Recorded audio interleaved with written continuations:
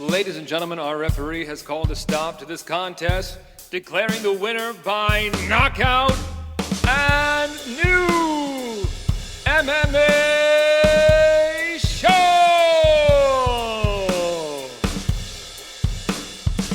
Greetings, ladies and gentlemen, and welcome to another exciting round of and new MMA show. I'm your host, Michael Hansen. I do all kinds of things with microphones because I'm a ring announcer. And I'm joined this week, as I always am, by my two buddies, both of whom, dare I say, bring MMA punditry to new heights. Introducing to you first, he hails from New York, and he's wearing the vintage 80s men's basketball t-shirt. Check that, 1992. Mark Priaulx, what's up, man? Yes, 1992 Dream The Team, baby. Dream Team. Not much. Glad we got a show here. There was a little, there was some scheduling action in people's lives this week. Wasn't sure if we were gonna have a show, and we're getting it in. So let's do the thing. Yeah, man. And introducing from Florida, the Sunshine State, he is the Nicaragua Nightmare, fresh off of a little vacay. Omar Artola, what's up, man? What's going on? Trying to get everything together because internet on a cruise is either expensive or slow as shit. So I'm just catching up on everything. Got back this morning, drove my ass back from Miami, went to the gym, got a session in. Trying to get everything done in one day is wild, but here we are. Let's go. Well, my voice is a little trashed, fellas, because it's been a crazy month for me, and it's not done yet. So no whiskey or wine tonight. This is some hot water with honey and lemon for me.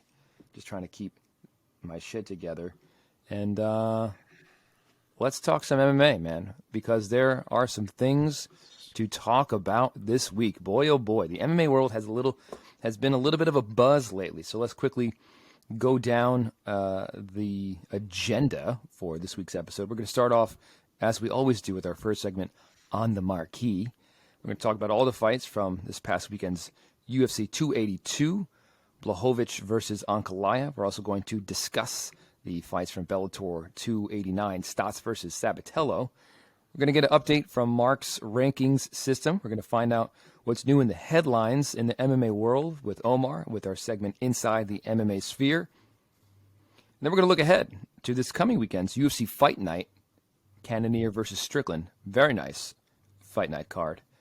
But before we talk about any fights, gentlemen, let us first thank our audience. Hey, if you're joining us right now on the YouTube, thank you so much. If you've caught a few of our videos and you've liked what you've seen, I hope you consider subscribing at this time of year and giving a charitable donation. I'm kidding.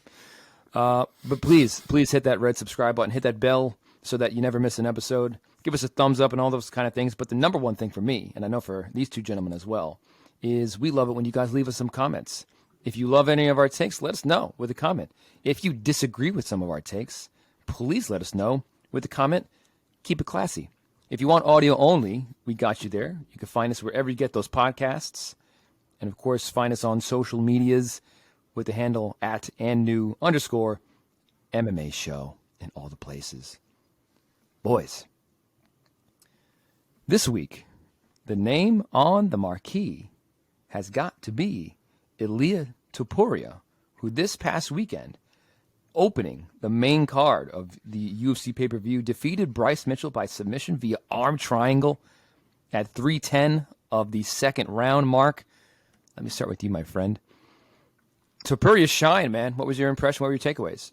Yeah, I mean, it's official. We thought Ilia Topuria might be a problem, and this guy is a motherfucking problem. I mean, he showed out against Bryce Mitchell. A Bryce Mitchell who no one has been able to stop as of yet. Bryce Mitchell who was feeling so good about himself that he was sitting in pre-fight interviews saying he'd beat Volk if he got put in there with him today. And I don't know about Volk, but he certainly couldn't beat Ilia Topuria. And I said it last week. I still had a hard time picking the fight just because of how highly I rate Bryce. But I said it last week that Topuria is basically like the creative fighter skill set to beat Bryce Mitchell. And he was. The speed, the natural strength, the power, his own grappling pedigree. it was just a lot for Bryce Mitchell to try to counter and try to implement his game against. And, you know, he still showed flashes. Like at the end of round 1, he got him down, started to work his game, a couple other moments in the fight. But he was just outgunned. Topuria carried so much more danger on the feet and was so much faster. His sprawl is so good. His strength in grappling defense situations really made Bryce work. And made Bryce work harder than he's had to work to get things to the ground in the past. And then round 2, from the time Ilia dropped Bryce onward, I mean, you really saw that fight start to open up. Ilia just started working him, bullying him, big brothering him, basically. He was yanking him all around the octagon, landing big shots. And Bryce fought back to his feet at one point because Bryce is a warrior. I'm not trying to make it like as if Bryce suddenly isn't good. Bryce is good, and he was trying to battle in there. But he just, it was too tough of a matchup for him. Ilia ends up yanking him right back down. He fucking ragdolls him on that takedown. It's one where he literally just yanked him straight to his back. Spins around, takes the back, sneaks in an arm triangle choke, and it's all over. So Ilia Topuria has arrived, as I said, and he did it in big statement fashion with, I don't want to say ease, but he kind of walked through Bryce Mitchell. Omar, what stuck out to you in this performance from Topuria defeating Bryce Mitchell and looking so impressive and so dominant? It was definitely the fight IQ. I think if you watch the Topuria measure in round 1, you know, he was extending his cross out, he was extending his jab out, almost kind of gauging his distance, measuring. I'm not a fan of his overreaching and his loading up. He loses a lot of balance when he does that. And his punches become really telegraphed when he does that as well.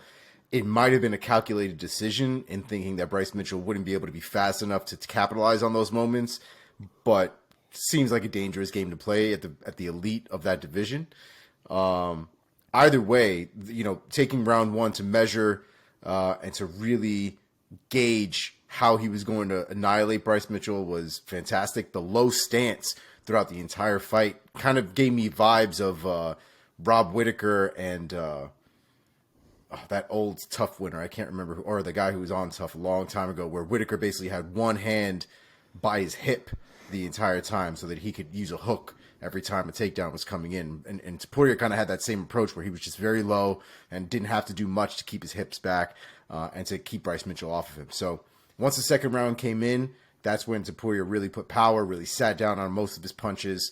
And he was cracking Bryce, man. I didn't care for the excuses after the fight either. I'm not... Apparently, Bryce was talking about how he had the flu and he didn't feel good and he should have pulled out of the fight and all this stuff. Oh, really? I didn't hear this. Okay. Yeah, I'm personally not huge with that shit. Everybody's got something. I feel like nobody ends up going into the fight like, I'm 100%. You know, to me, it is what it is. And if we're being really honest, looking at that fight, I didn't think Bryce Mitchell looked any worse than he normally does. I thought that he looked exactly the way I expected him to look in that fight.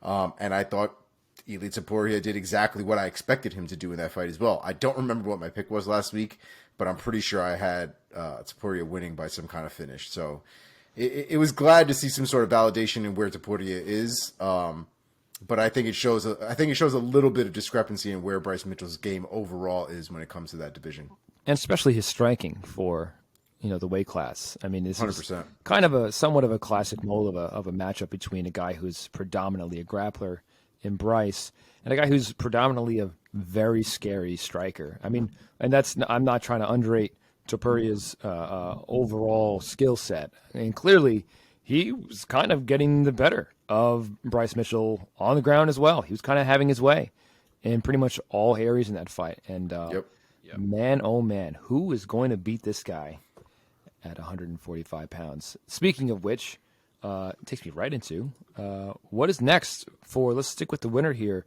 Ilia Topuria at 145 pounds. Mark, you got a name for us? I got one name. I don't know if it's going to happen, but to me, it's an obvious choice. Arnold Allen just got himself a fight.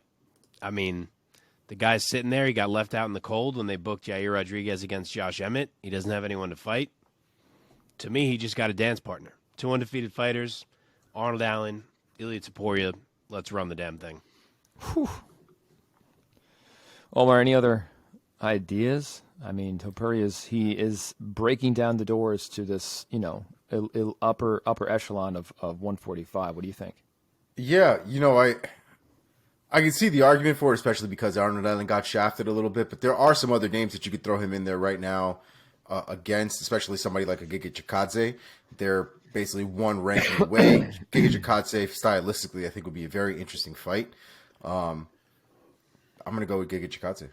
I mean, the top 10 or so of featherweight is like a murderer's row, and Topuria has fought none of them. So it's kind of like, Right.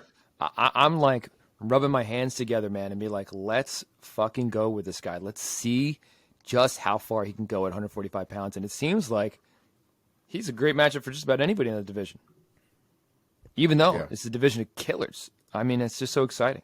Cannot wait to see the guy fight again. Excuse me. I want to say anything about our loser this time in Bryce Mitchell and where he might match up next at featherweight. Omar, you want to take this one? So I think that Bryce Mitchell is probably going to need a minute at this point. I don't expect him back all too quickly. Damon Jackson has a fight against Dan Ige in January, in the middle of January, and our first return back to the UFC from the new year. I think the winner of that fight should fight Bryce Mitchell. I think that would be a very interesting fight. Mr. Priaulx. That's fair. I like that. My Bryce matchup was actually Giga Chikadze. Yeah.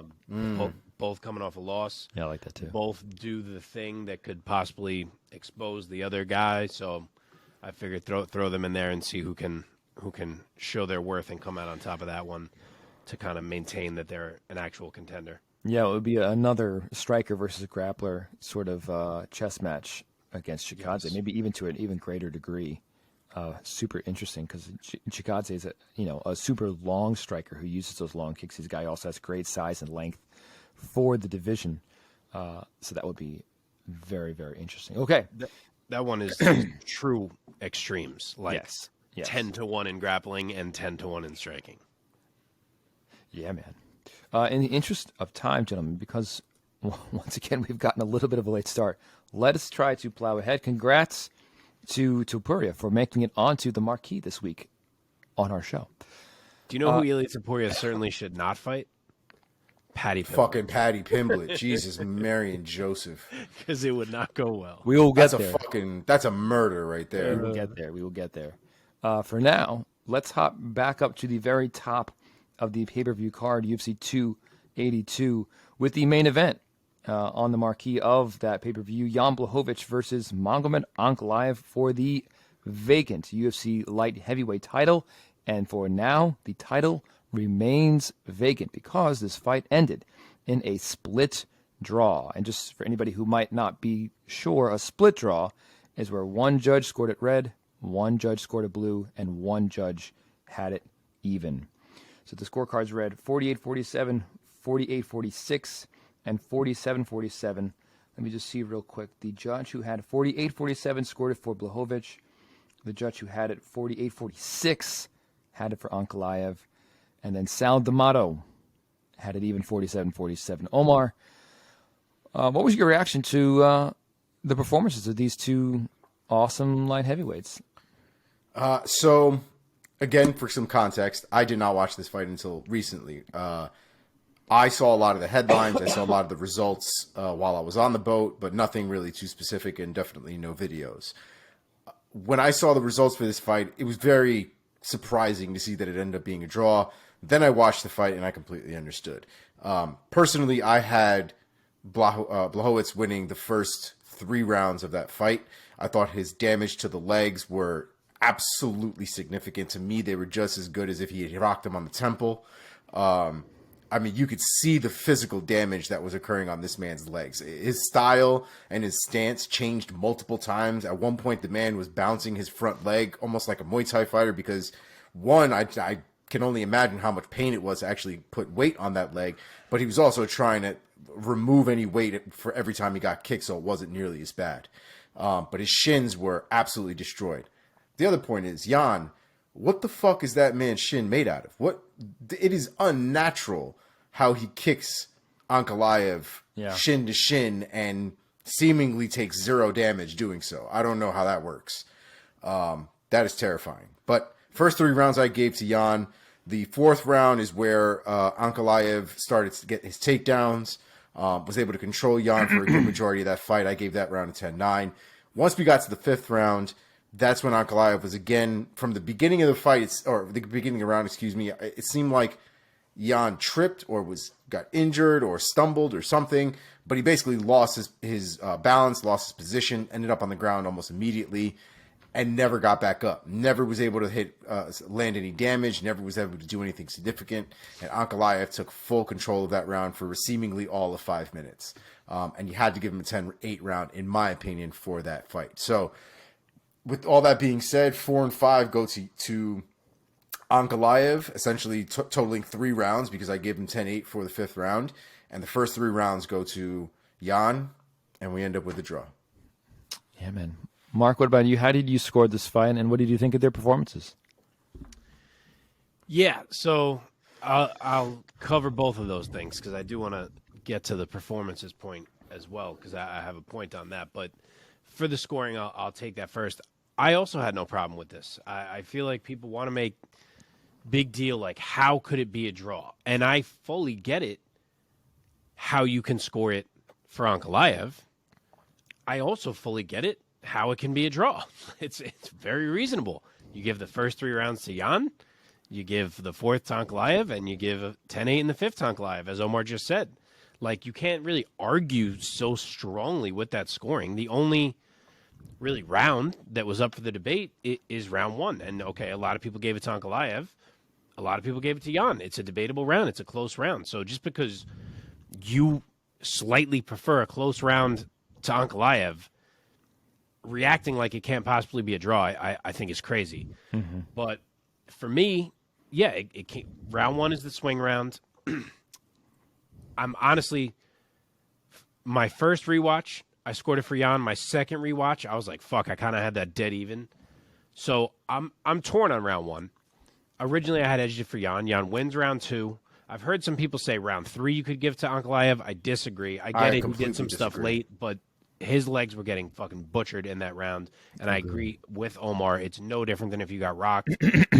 Magomed wins round 4, and I agree that round 5 should be a 10-8. He was putting it on him. So, it could be 48-46 Magomed, or it could be 47-47. If you want to talk about the one judge who didn't give a 10-8 in round 5, okay, I get that. We can have that debate that's a problem, but it didn't even affect the result because instead of a split draw, it would have been a majority draw. So it's a draw either way, regardless of what that judge did.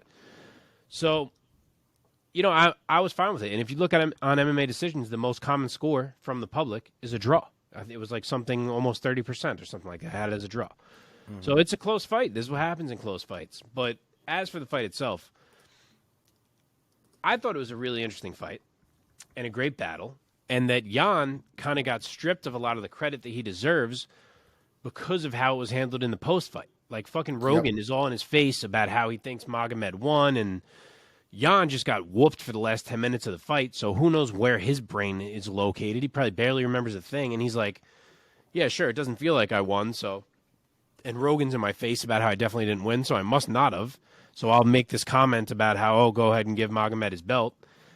And it's all such a stupid fucking mess. What should have happened is that they admit it was a close fight, that it could have gone to Magomed, but that Jan's game plan in the opening rounds of that fight was fantastic, and that his hot start managed to earn a draw for himself. That's what it should be. So, he attacked Magomed in a way that we haven't seen anyone do with success. He found a vulnerability. He found a way to limit the striking attack of Magomed and the way he can kind of sit back and pick you apart. He took that away from him, and he deserves credit for it. And Magomed should be loving Jan right now, in my opinion, because it took Jan destroying his legs to remind him that he can fucking wrestle. And boy, can he ever wrestle when he actually uses it. So I don't know why he hasn't been using it of late, but once he did in this fight, the whole fight changed, of course. So if these two run it back, I expect we'll see Magomed look for that wrestling a lot earlier. But yeah, to me, the story of this fight should have been what a great game plan from Jan. What a really gutty, memorable performance from Magomed to come back. And a draw that's a justifiable draw. Yeah.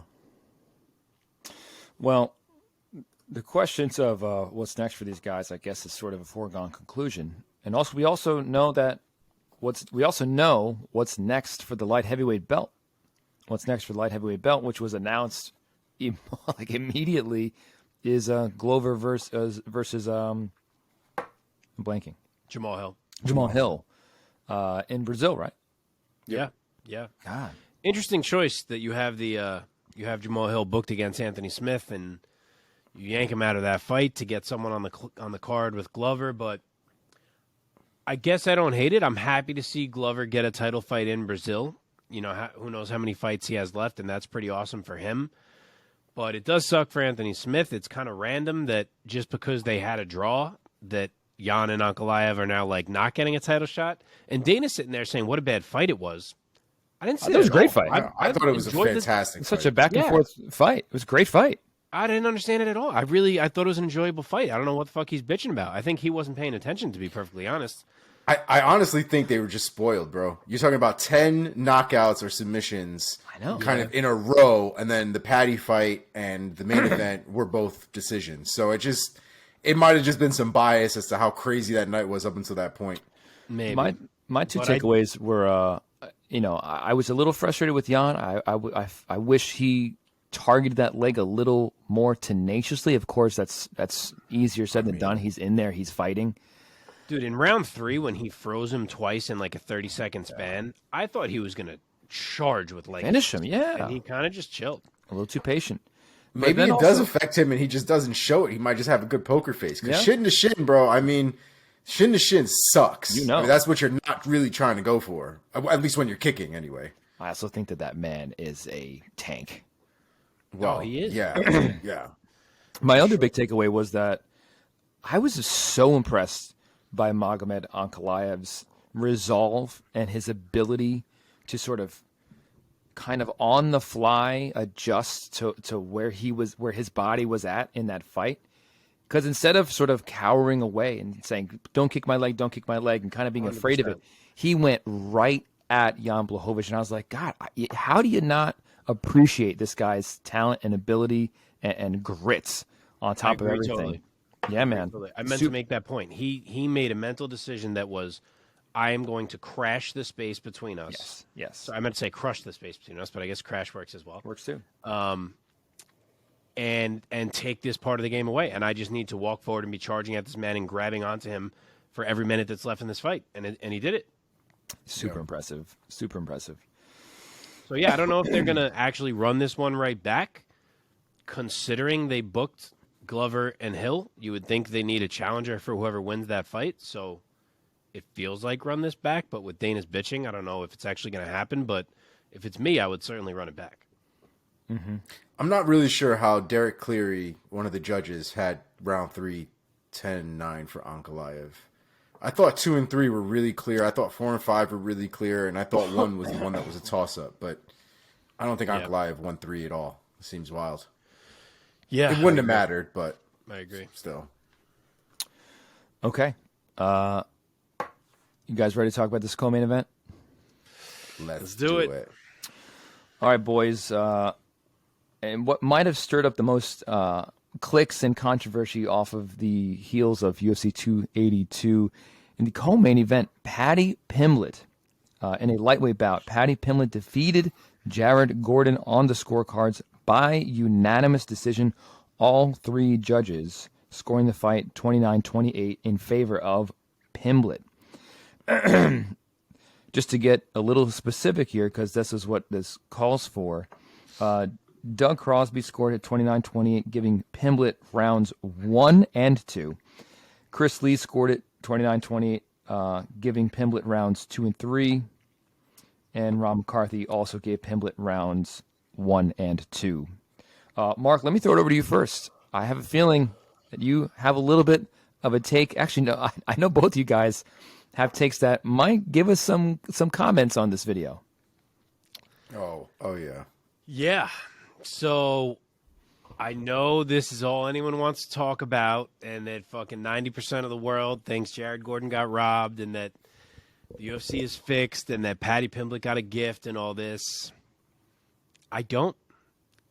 I think this was literally a coin toss fight that could 100% fairly be scored for either fighter. And remember, I'm the guy that bet that Paddy would never be a ranked fighter. So there's no favoritism here at all. If anything, I think this fight exposed all the reasons why I've been trying to say I didn't think Paddy would be a ranked fighter. I think there's too many holes in his game. I think he's too easy to hit. As good of a grappler as he is, I don't think he's a good enough wrestler necessarily to control where he is. I think he's a little too sloppy. I could go on. But I think a lot of that had a light shined on it in this fight. But with all that being said, I think that it's fair to say that he got by. I've scored this fight. Sorry, I've watched this fight 3 times. Live, 2 rewatches. I scored it the same exact way every single time, which is that I scored round 1 for Jared Gordon, which I think everyone agrees on. Other than those 2 judges. I don't know who's giving Paddy Pimblett round 1. He absolutely did not win round 1. I scored round 1 for Jared Gordon, landing the cleaner and bigger shots. Round 2, I scored for Paddy Pimblett. I know there are people who want to score this round for Gordon. I really don't see it. Every judge had it for Pimblett. I thought Paddy landed more. I thought he had the more significant moments, other than maybe one strike that Gordon landed that was solid.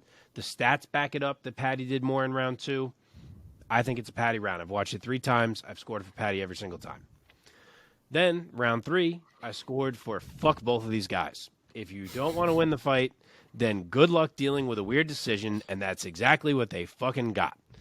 So, with that being said, the man who tried to stall, the man who tried to hold and do nothing all around, was Jared Gordon. And as I was watching live, thinking, man, Jared Gordon's got a real chance to beat Paddy Pimblett here. This would be crazy, because I had it 1-1 at that point. I couldn't believe that was what he fucking opted for. And honestly, I'm glad he didn't get the nod, because I'm not here for that fence stalling bullshit. He literally did 0 things in that round. None. 0 things. All he did was hug him against the fence, and you do not get points for hugging someone against the fence. I've made this point over and over again on this show. There are no points awarded for it. At least Paddy landed a few strikes, had a moment or 2. Didn't he? Isn't this even the round where he had the sub attempt toward the end? I think it was. So I give that round to Paddy, gun to my head. I really give it to no one because they both didn't fucking fight. And like I said, fuck them. But if I have to score that round for someone, I'll give it to the guy who did 4 or 5 little things over the guy who did 0 things. So I score that round for Paddy. 29-28 is totally fine with me. So I don't really get how we can be so sure that Jared Gordon won this fight by doing 0 things in round 3. So that's that. But with that being said, I will also say that Paddy's post-fight reaction was fucking ridiculous to act like he had just easily won a fight where he showcased how good he was or something. And he's talking about fight of the night. That was an absolute joke. And if he's going to go forward with that kind of approach of ignoring reality and ignoring shortcomings he may have, he's going to start to lose fans as quickly as he gained them. Not to mention fights. All right, Omar, your turn. All right. So I'm the one who's usually been about seeing the potential in Paddy. I still see the potential in Paddy. But his flaws are grossly obvious after that fight. And the fact is that I needed more data as somebody who likes to watch a lot of technique and kind of evaluate technique. And I love learning technique. But watching him actually get put in positions where he needed to do certain things properly, he did it. As somebody who holds pads a lot for people now when I train, all I wanted to do watching those first 2 rounds especially was slap the holy shit out of Paddy Pimblett every time I saw his fucking hands come down. You don't even know the frustration in my head. Every time that man's hands come down and he's an inch away from Jared Gordon, I just wanted to pop him one right in the side of his face. And that's what his coaches need to do. I don't know if now the star power that Paddy Pimblett is carrying with him is starting to get the yes men under his belt, which is not going to do him any favors. His striking is mids, okay? It's run-of-the-mill mids. M-I-D-S. It is mids, all right? His hands are down. The man telegraphs his hooks. He throws them all the way from the back. The reality is the guys need to take more advantage of it. I don't really think you can... I really ultimately believe that people didn't think Paddy won this fight because they've had an issue with him in this last week with the whole aerial thing. Paddy Pimblett has been kind of making himself look like a dumbass recently. And then there's also the thing where he doesn't strike well. You know, it's just not appealing, and you can see the flaws that go along with it. But you don't lose points because you don't look like you're striking well. You can't like a guy doesn't lose because you don't think he looks like he's striking well. The strikes were effective. It's not like Jared Gordon was like beating him to the punch every time he threw a hook. That's not what was happening. Jared Gordon was setting up his own strikes and they were exchanging back and forth. But those ugly ass hooks that nobody likes and we're making fun of were landing. So you can make fun of them all you want, but they were effective. And until somebody is able to counter specifically those hooks as they're being thrown to really open up Paddy and expose that side of things, you can't really talk too much shit. Ilia Topuria, side note, would murder that man with that specific strategy. FYI. Now, Paddy does a couple things well, in my opinion. I love his long-range striking. Those kicks are absolutely extended and are beautiful when you're talking about distance management. His 1-2s down the middle, I think, are also fantastic. There are very few fighters that are able to actually land at the end of their punches. The hooks could be a lot better from all sides. But there are a lot of good things that the man does. He does have a little bit of that, what's the boy's name with his chin in the air? I always forget now. James Vick. He's got a James Vick chin. He does. You're right. I thought the same thing. And I don't like it. I don't like it. You could see after the first 2 minutes of that fight, like Paddy Pimblett's whole mouth was red from getting cracked with the same left hook over and over again because he doesn't duck his chin in and he leaves it up in the air every time he throws. These are real small things, real, as far as I'm concerned, 101 things that he needs to tighten the fuck up, because there's no way he's going to fight somebody up in the rankings that's not going to destroy him at some point for these flaws. At this point, I am revising my statement. Currently, after what I just saw, he will not make top 10. Maybe he'll scratch the top 15. It's possible he, gets by in another fight just like this, but top 10 with the killers in that 155 division, absolutely not. It won't happen. Something would need to change drastically. I mean, just to react to your point about that, about him tightening stuff up, there are two types of professional MMA fighters. There are game planners, and then there are guys who go in and fight the way that they fight and say that you have to react to me. I'm bringing the heat. And that's Paddy. Yep. I mean, Paddy's not new. He's not like he's kind of new to the UFC, yes, but like he's not like a 23-year-old with like a 7-0 record. He's like 23-4 or something.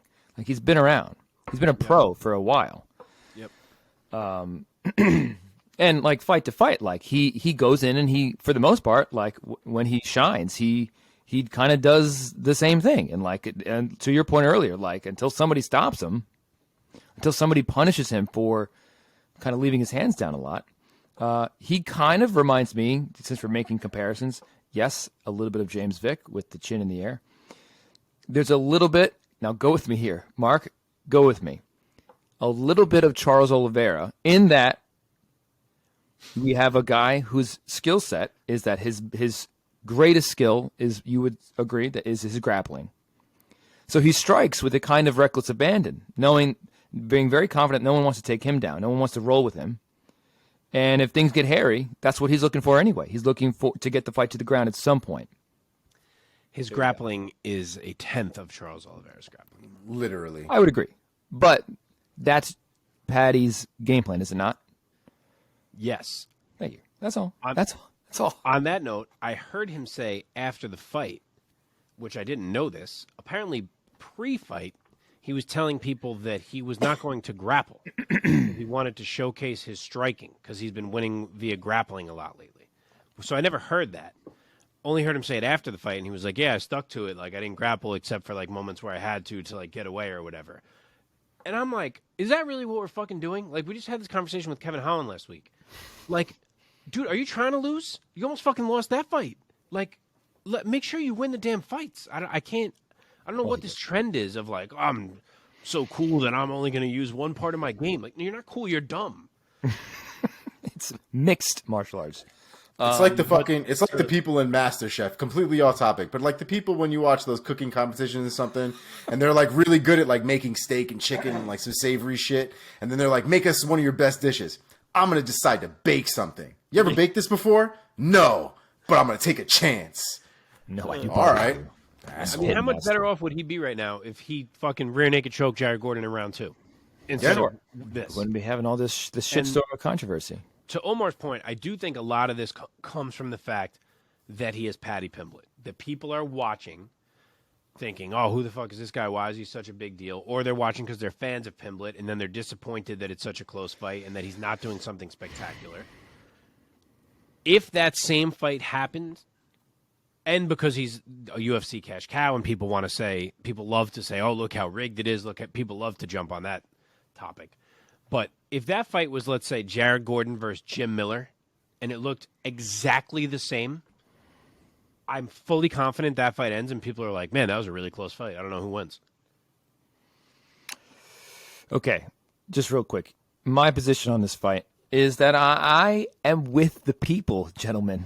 And to be fair, for those who might not know, who might be joining us for the first time, on our text thread that the three of us have had for like a decade, or the better part of a decade, and during fights, we text each other live with our reactions. So throughout that fight, I think I texted and I said towards the end of the second round, I texted, "Wow, I think Jared Gordon is running away with this," which Mark disagreed with. And then towards the end of the fight, towards the end of round 3, and then after the bell, I said, I think yeah, Jared Gordon just had the biggest win of his career. And then when it was unanimous, when Bruce Buffer started reading all 3 judges, I was like, oh, it's got to be Gordon. It's got to be Gordon. Utter shock. Look, have you rewatched it yet? I have. Yes, I have. And did you still give round 2 to Gordon? I did. Wow. Yes. All right. Okay. My quick assessment. Okay, in terms of the controversy of it, there's a few different elements. Number one, the round that to so many people was so not even in doubt was round 1, and the fact that 2 of the judges gave that to Pimblett is part of what it has inflamed this whole thing. Agree. Then there's a whole Doug Crosby thing, and the fact that he scored the Sabatello fight with Bellator the night before, 50-45, which we don't have to get into here. Wild. Also wild. I think Patty's reaction, the immediate first words that were spoken was Pimblett being so arrogant, he won all 3. People were completely was so inflammatory to the reaction as well. Pimblett got on the mic and was like, "Holy shit! I think I just kind of I eked that out. That was very close. Jared Gordon was most better than I expected. Also would have mitigated the shitstorm. I think there still would have been a shitstorm. How much better would he look right now if he was like, yeah, I had a bit of an off night. He definitely was able to put me in some tough spots. I got things I got to work on, but I'm glad I managed to pull it out. He would look so much better right now. Yeah. Instead he's like, I won 1 and 2 easily. Okay. I think that 2 judges giving the first round to Pimblett is going a long way towards people thinking A, robbery, and B, even some people thinking that it's fixed. I'm not even going to get into. I don't know. Who the fuck knows? He should never got the first round. Honestly, I think the first round goes back to a point we made before on this show, which is that because I feel like the way they were exchanging fit this bill is that the judges are watching live and we have screens and we are able to tell what is landing clean because in round 1 they were exchanging and Gordon's were always landing cleaner. Yeah, and I think live you probably couldn't tell. The reality is there was more volume, I thought, from Paddy. Paddy was doing a bit more work while Jared Gordon was able to get inside and land cleaner shots, but with more efficiency because he wasn't throwing a lot of extra bullshit like Paddy Pimblett was. So it might look like Paddy Pimblett was doing more, whereas it might have looked like Jared Gordon, while landing, may have been technically landing less. But I agree with Mark. I mean, I thought I had Paddy Pimblett winning the second round, Gordon winning the first round, and the third round, I also had Paddy winning. But at that point, I was like, this is completely different than the first 2 rounds. I'm not really sure what the fuck is going on. I would agree that the second round is probably the closest. the numbers are that the striking was by the numbers practically even with Pimblett landing literally like a few more strikes. But watching round 2, I thought it was more of the same. I felt like I saw Gordon having Pimblett on the back foot and Gordon's left hand always landing cleaner. Another huge contrast in the night, whereas Pimblett, which we've talked about, has a wide open defense in terms of striking. His hands are down, his chin is in the air. I loved seeing Gordon's high and tight defense the whole night. He stayed so disciplined, and I felt like a lot of Paddy's winging hard shots were either blocked or partially blocked. One of the biggest shots that the commentary team reacted for Pimblett, it might have been an uppercut or something. On the rewatch, I was like, "Oh, that hit Gordon's glove. Like his hands were here, and the shot came up and hit his glove." But the commentary team was like, "Oh my god!" And then the fight obviously was going on. So I gave the second round to Gordon, and then the third round.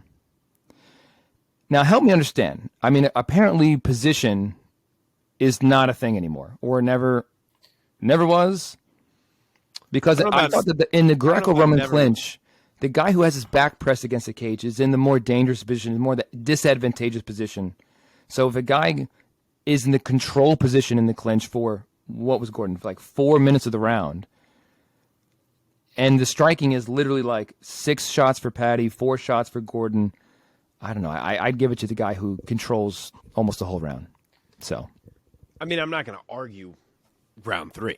It's, like I said, I'm totally fine with round 3 going to either fighter. But like letter of the law, if I was to literally put my shoulder on you and lean on the fence, yeah, and I don't move for 4 minutes, and you like elbow me twice, you should win the round, according to the actual scoring criteria. I'm in my head too, and I agree with Mark. In my head, just think about it like if it was a fight. If you were fighting some random ass dude on the street and he's holding you up against the wall and you're beating on his head. Well, there was no beating on any heads. No, nobody was beating on anybody. A fucking elbow to the back of your head. Listen, have one of your kids elbow you to the back of the head. That shit hurts. And there's a grown man. Shit's gonna hurt even more. But just the strikes themselves, I think, do make a difference. And damage is the number one criteria when it comes to scoring MMA. It is the first and the criteria, I think, that's scored the heaviest out of all of them. I guess it should be. Yeah. But again, that third round was balls. It sucked. Yeah. Well, we ain't going to fix it. No. Paddy Pimblett needs to do something, though, man, because that star power is going to go down. He's going to end up in, like, Bellator or some shit trying to rally over there if he continues to fight the way he's fighting now. Somebody's going to light him up. I hope Dana's not dumb about this, and I guess I'm transitioning into the matchmaking portion of this now. But, initially, if Paddy had won this fight, say he finishes him, in my head I was like, we're probably going top 20. Like, he's going to probably fight some guy who's, like, on the edge of these rankings. I don't know who that would be. Like, I don't know, like, is Joel Alvarez ranked? Like, someone like that who's, like, right there. Or, a Bobby Green or someone like this, right? I do not want them to do that off of this win because I don't think Paddy is, like, mentally in the right place or has his game in the right place to fight one of these killers yet, because I think he's going to lose. And I think it's gonna go badly. So if I'm Dana, I'm hitting the pause button and we're staying right at this level, and I'm making Paddy show me he can look better than that against someone else at this level before I go past this level. So I got 3 names written down just that I thought would make sense. Hit us. Michael Johnson, who's a little more lower level in terms of where he's at these days, but I still think just because of his skill set and the veteran, IQ that he has, I think is a great test for Paddy. Matt Frivola, who's coming off a big KO. Sure. And Terrence McKinney, who's kind of been hovering around the Paddy Pimblett orbit for a while now in terms of a discussion. I think any of those 3 guys. And so also, I wanted to make the point of I want it to be someone who presents more danger than Jared Gordon does. Because as much as Gordon was landing clean, it's like he wasn't going to finish Paddy because Jared Gordon's not really that guy. I want to see Paddy in there with a similarly skilled guy like a Michael Johnson, Matt Frivola, Terrence McKinney, but all three of them could put Paddy the fuck out. And if he can't pass that test, we need to pump the brakes quite significantly.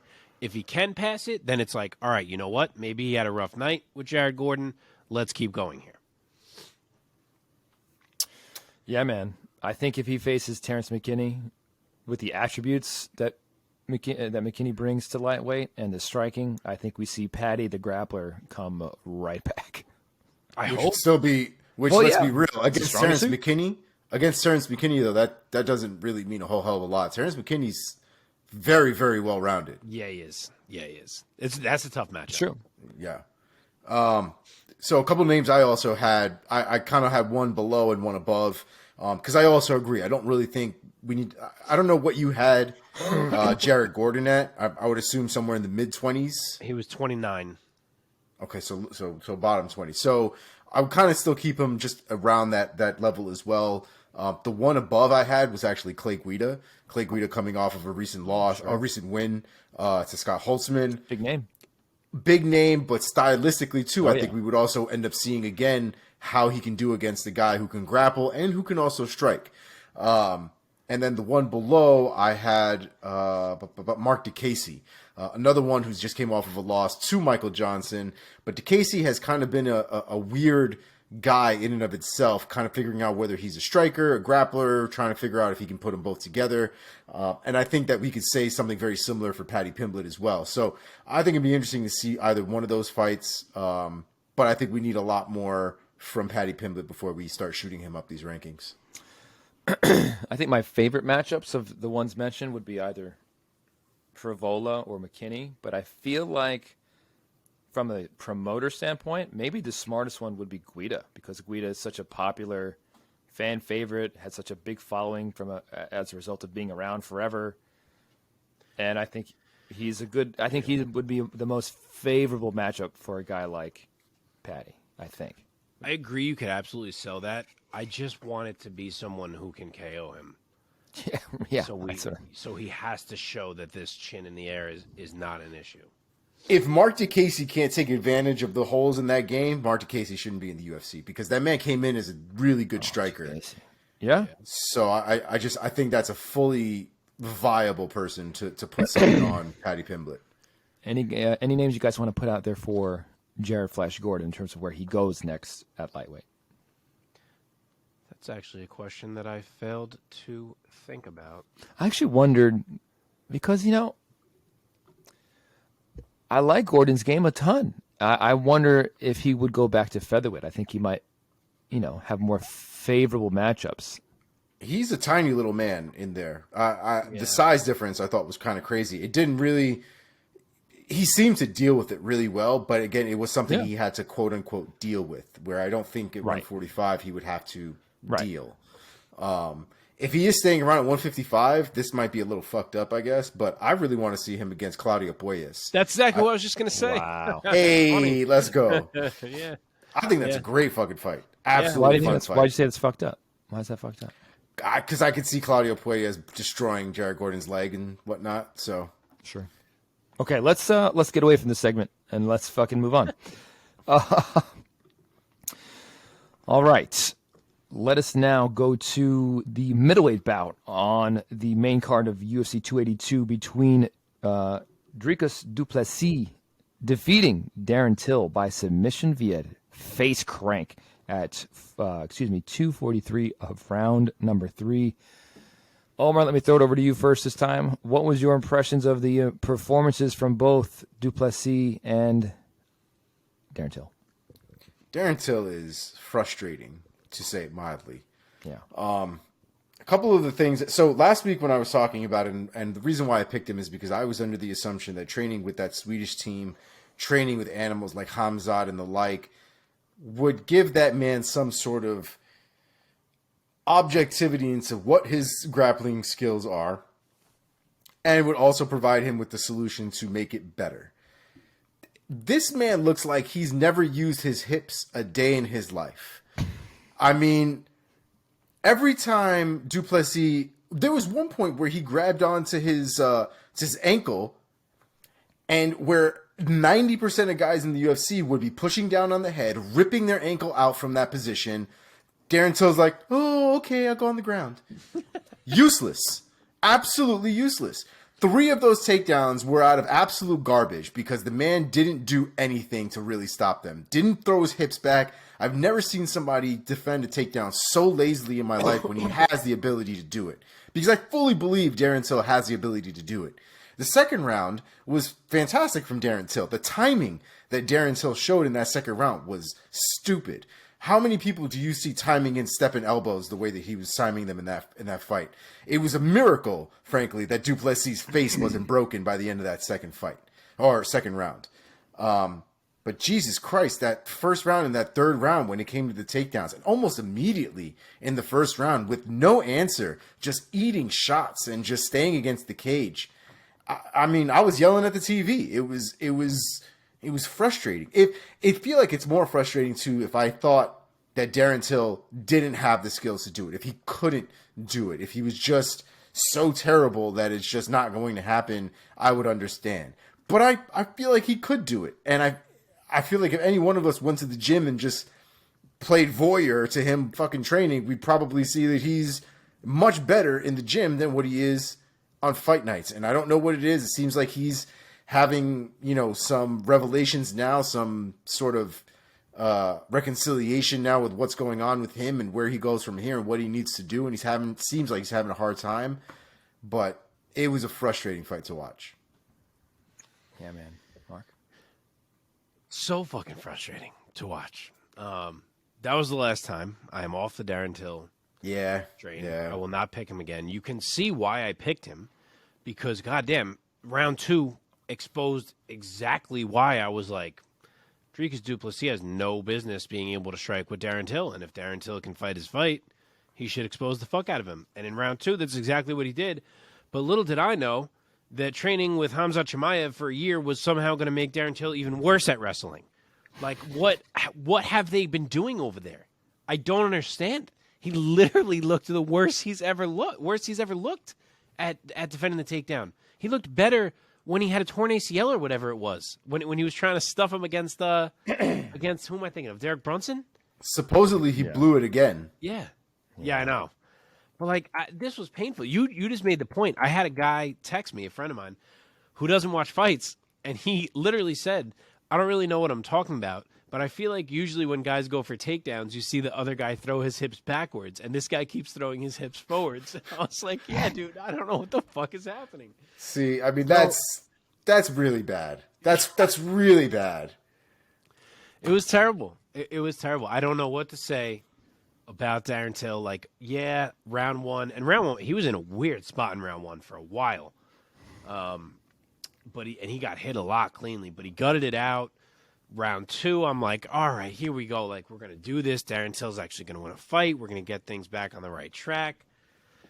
And then it's over so fucking quickly. Just takedown, neck crank, tap, boom. I was like, my God. So it's disappointing to see the talent that Darren Till has on the feet, and he can't improve any other part of his game even slightly to be able to beat some of these top guys. But credit to Dricus, man. He does this every fight, so I guess we shouldn't react to it anymore. But, you think he's tired and you think he's hurt, and he's just not. It's just how he looks, I guess. We got to get used to that. But the dude is the real deal. He's really hard to hurt. He's in there to scrap. He can do everything. It's not always the cleanest, but he can do everything. He's a big, strong guy. He packs power. He's relentless, and he knows how to win. And he got his biggest win so far on Saturday. The word is frustrating, gentlemen. The word for Darren Till is frustrating. If that guy just develops some goddamn awesome takedown defense, he'd be a real problem for everybody. Everybody. Isn't that what we just tried to do for a year with Chimaev? Wasn't that what we were doing? Yeah. It gives me Donald Cerrone vibes in this sense where, again, I feel like if I went to the gym and watched Donald Cerrone, he would be lighting people up left and right. But then we get under the lights we get under the cage, we get into the cage. We've got the eyes on, we've got the cameras on, and I don't know what it is, but it just seems like the man doesn't show up. Like there's something that doesn't come into the cage with him when he steps in as of late. I don't know what and changed. It's really different. I don't either.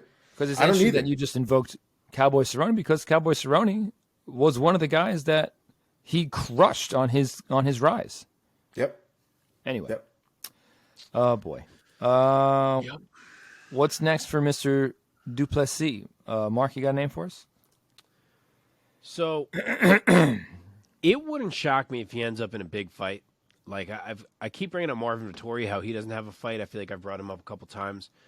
It wouldn't shock me if a fight like that gets booked, just because Duplessis does have the resume. Like, this is a guy who, as I've stated on here before, has beaten Roberto Soldic, which is a big name. He's beaten other guys. Like, Duplessis kind of had some buzz when he came into the UFC, and he's backing it up now.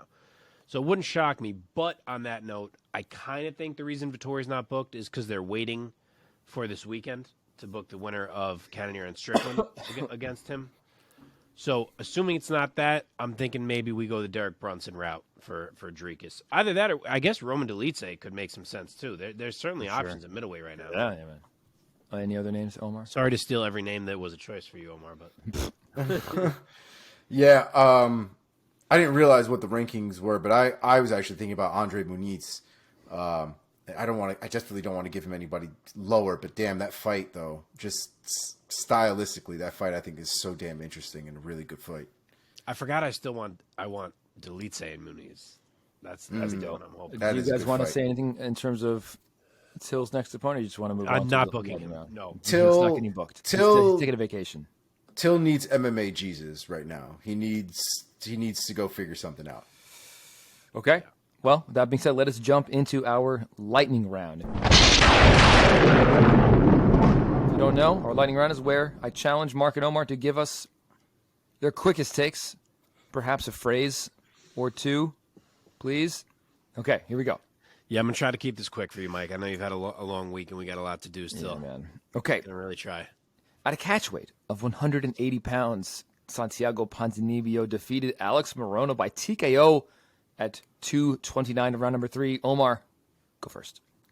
Morono is a worker, man. That is a tough working kid. It kind of sucks that all the work he put in for 2 rounds ended up kind of going to shit in the 3rd round, but a good win for Ponzinibbio. Really tough guy to come out on the 3rd round and come back the way that he did. Good win. Mark. Yeah, this was interesting. I said it last week that Morono is not an easy guy to get on short notice, just because he's good everywhere, he's clean everywhere, he's a smart fighter. Like, it's not an easy matchup to kind of just go in there and run with.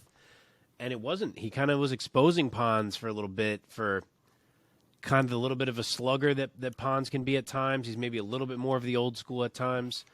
And he was getting hit clean and he was getting hurt, but then the slugger slugged, and Pons found the kill shot that he needed in round 3. So I was happy for the guy. He's been through a lot. He's had a couple tough decisions go against him, so it was nice to see him get a big win there. All right, and a bantamweight bout that was the featured bout on the prelims. Raul Rosas Jr. at the ripe old age of 18 gets his first UFC win over Jay Perrin by submission via face crank in the very first round. Wow, let's go for the youngster. Mark, take it. Not too bad. That was easy. I mean, that guy was 1,000,000% unfazed by the moment. Literally chilling in there, living in it, soaking it up. Didn't care at all that it was his octagon debut, bright lights, nothing. He was embracing it, and he ran Jay Perrin over. Like, there was nothing Jay Perrin had for him in that fight at all. So that was a hell of a debut. And I'm very interested to see him again, to see if he looks that good again. Because if so, apparently he's very good at 18 years old already. Omar. Yeah, I agree, man. I think the best thing, too, is, the story that the kid comes with. 18 years old, started getting homeschooled right at his senior year, sacrificed his senior year so that he could train, fight, come into the UFC, and made a complete star out of himself that night. Jay Perrin was talking a lot of wild shit going into that fight, and it got completely shoved right in his face. So good win for Raul Rosas, and I can't wait to see him back in the cage. Yeah, man. Congrats to Rosas Jr. for earning a Fight of the Night bonus, $50,000, which I love about him. He leans into the youth. He says he's going to use the bonus money to buy his mother a new minivan to drive his ass to practice. Amen. And he's like serious. He said he was serious. He's like, yeah, I'm going to get her a minivan. Yeah. That's amazing. That's amazing. Yeah. Okay. In the heavyweight division, Jairzinho Biggie Boy Rosenstrike defeats Chris Daukaus by TKO at 23 seconds of the very first round. Omar, take it. Yeah, I mean, not really much to go over, man. Chris Daukaus walked into the cage, he got punched in the face, and everybody walked out. R.I.P. Chris Daukaus. Yeah, man. Mark? Have we hit the point where we can stop matching Chris Daukaus up with knockout artists? Like, is it in the contract? Does he have to fight Ngannou next? Like, I think we can stop this now. Chris Daukaus is who we thought he was, and Rosenstrike gets a real nice win for himself. I do love seeing him looking aggressive like he did, because that's always been the one thing that I feel like has held him back, that he's a bit tentative at times, and to see him fighting more aggressive that way is encouraging. Okay. In the middleweight division, Edmund Shabazian defeats Dalcha Lungiambula by TKO at 4:41 of round number 2. Mark, go first. Did just what he needed to do. He comes back, kind of reannounces himself. I know, as we said last week, it was an opponent that he absolutely should be beating. Dalcha's a bit lower tier. I know physically when you look at the guy, he doesn't feel that way because he looks so freaking intimidating. But Edmund did what he should have done, and, Dalcha kind of did what he does. He looks interesting for a little bit, and then he starts to lose, and then he loses. I can't make it. I can't say it better than that. I will say that Dalcha's legs are probably one of the most terrifying things on a human being I've ever seen in my life. It looks like his shorts are a tourniquet for his thigh because it doesn't fit. You're right. DC loses his mind every time he fights. Bro, it's the craziest thing. I mean, I don't even know how he physically gets into those shorts. It looks like the spandex would just literally rip in half. So it's literally like Anik will literally be like, and Edmund lands a huge punch, and DC's like, and his pants are rolling up. Look at the thigh. Like he's so distracted. He has to jump in. Crazy. He must have to jump into them. So wild. All right. Sticking with the middleweights, Chris Curtis defeats Joaquin Buckley by knockout. 2:49 of round number 2. Omar, take it. I thought this was a good fight, man. I thought this was a really good back and forth fight, a really nice scrap. And Joaquin Buckley didn't really do a whole hell of a lot wrong, if we're being honest. He just got caught. Yeah. He throws a kick. To be fair, Chris Curtis didn't even really fucking catch it right. It just kind of happened to fall into the crook of his arm, and you just kind of reacted and took advantage of that moment and cracked Buckley right in his face. One of the reasons you kind of keep one of your hands up when you do throw a kick and it gets caught, but these are millisecond moments. And Buckley just got caught, man. I thought it was a fantastic fight up until that point. I hope we don't see Buckley become one of these guys that has all of this talent, all this potential, and then just can't capitalize in those to, complete a fight the way that he needs to, because that would be a real shame. Mark? I really loved watching these two match up. It was a kind of a cool contrast in that you felt the danger from both of them, but Buckley is like this creative style, whereas Curtis, on the other hand, is kind of just in his shell, and he's like trying to time these bursts and counters out of the shell. But as creative and skilled as Buckley is, he also kind of tends to be open to hit, and in this one, that's what it came down to. The shell of Curtis won. He was staying safe, and he timed it right and put Buckley out. So big one for Chris Curtis, and one of these days I'm going to accept that Chris Curtis is good. Maybe it's today. We'll see if I pick him next time. Dude, I think Chris Curtis is very good. I do too. I rank him higher than Sean Strickland personally. I picked him one time in his whole UFC career so far, and it's the fight he lost against Jack Hermanson. Yeah. Okay, last one to close us out. The feature bout on the early prelims in the featherweight division. Billy Quarantillo defeats Alexander the Great Hernandez by TKO at 4:30 of round number 2. Mark, do it. Do it. I know we know this, but Billy Quarantillo is such a fucking dog, man. Like, holy hell. And honestly, Hernandez looked great, like really, really great. He suddenly, gradually got outworked. And I say it that way intentionally because that's what it kind of feels like when you watch Billy Q. Like, you know it's a gradual thing, but I feel like it also kind of happens so fast where it's just like, oh, like he's picking up the pace a little bit. Like, oh, the other guy's not reacting so well. Oh, he's drowning him. Oh, he's hurting him. Oh, the fight's over. Like, it's crazy how he puts this crazy pace on you and he just bites down and you can't get him off you and the whole fight changes. So, yeah, that's a big win for Billy Q. Really impressive, especially the way he bounced back from round one. Omar, take it home. It's got to be frustrating for Alexander Hernandez. Again, another moment where he puts in this work. His striking looked good. I mean, he looked real good in that first round. And then to realize in the second round, Billy Q's picks up the pace a little bit, starts coming forward. Hernandez is on his back foot. Hernandez is slowing down. Hernandez looks like it's not going to come back. And then Billy Q just pours it on, and it just becomes a fight of pure tenacity, pure will. Hernandez throws one, Billy throws two. It was back and forth, and it got real dirty in that second round. And Billy Q just, once we get to that point, I would pick Billy Q in those situations every time. Sure, man. All right, boys, that does it for this week's lightning round. I feel so bad for Hernandez, man. The guy who came into the UFC, his first two fights in the UFC, he knocks out a gentleman by the name of Beneil Dariush, and then he gets a decision over a guy named OAM. And then he's like, oh, I'm a big deal. I'm going to talk crazy shit to Donald Cowboy Cerrone. And Cowboy sunned him. Yep, and, like, I think put a hex on him, too. Yep, he did. He took his fucking juju, man. Yep. And he's been 500 since then.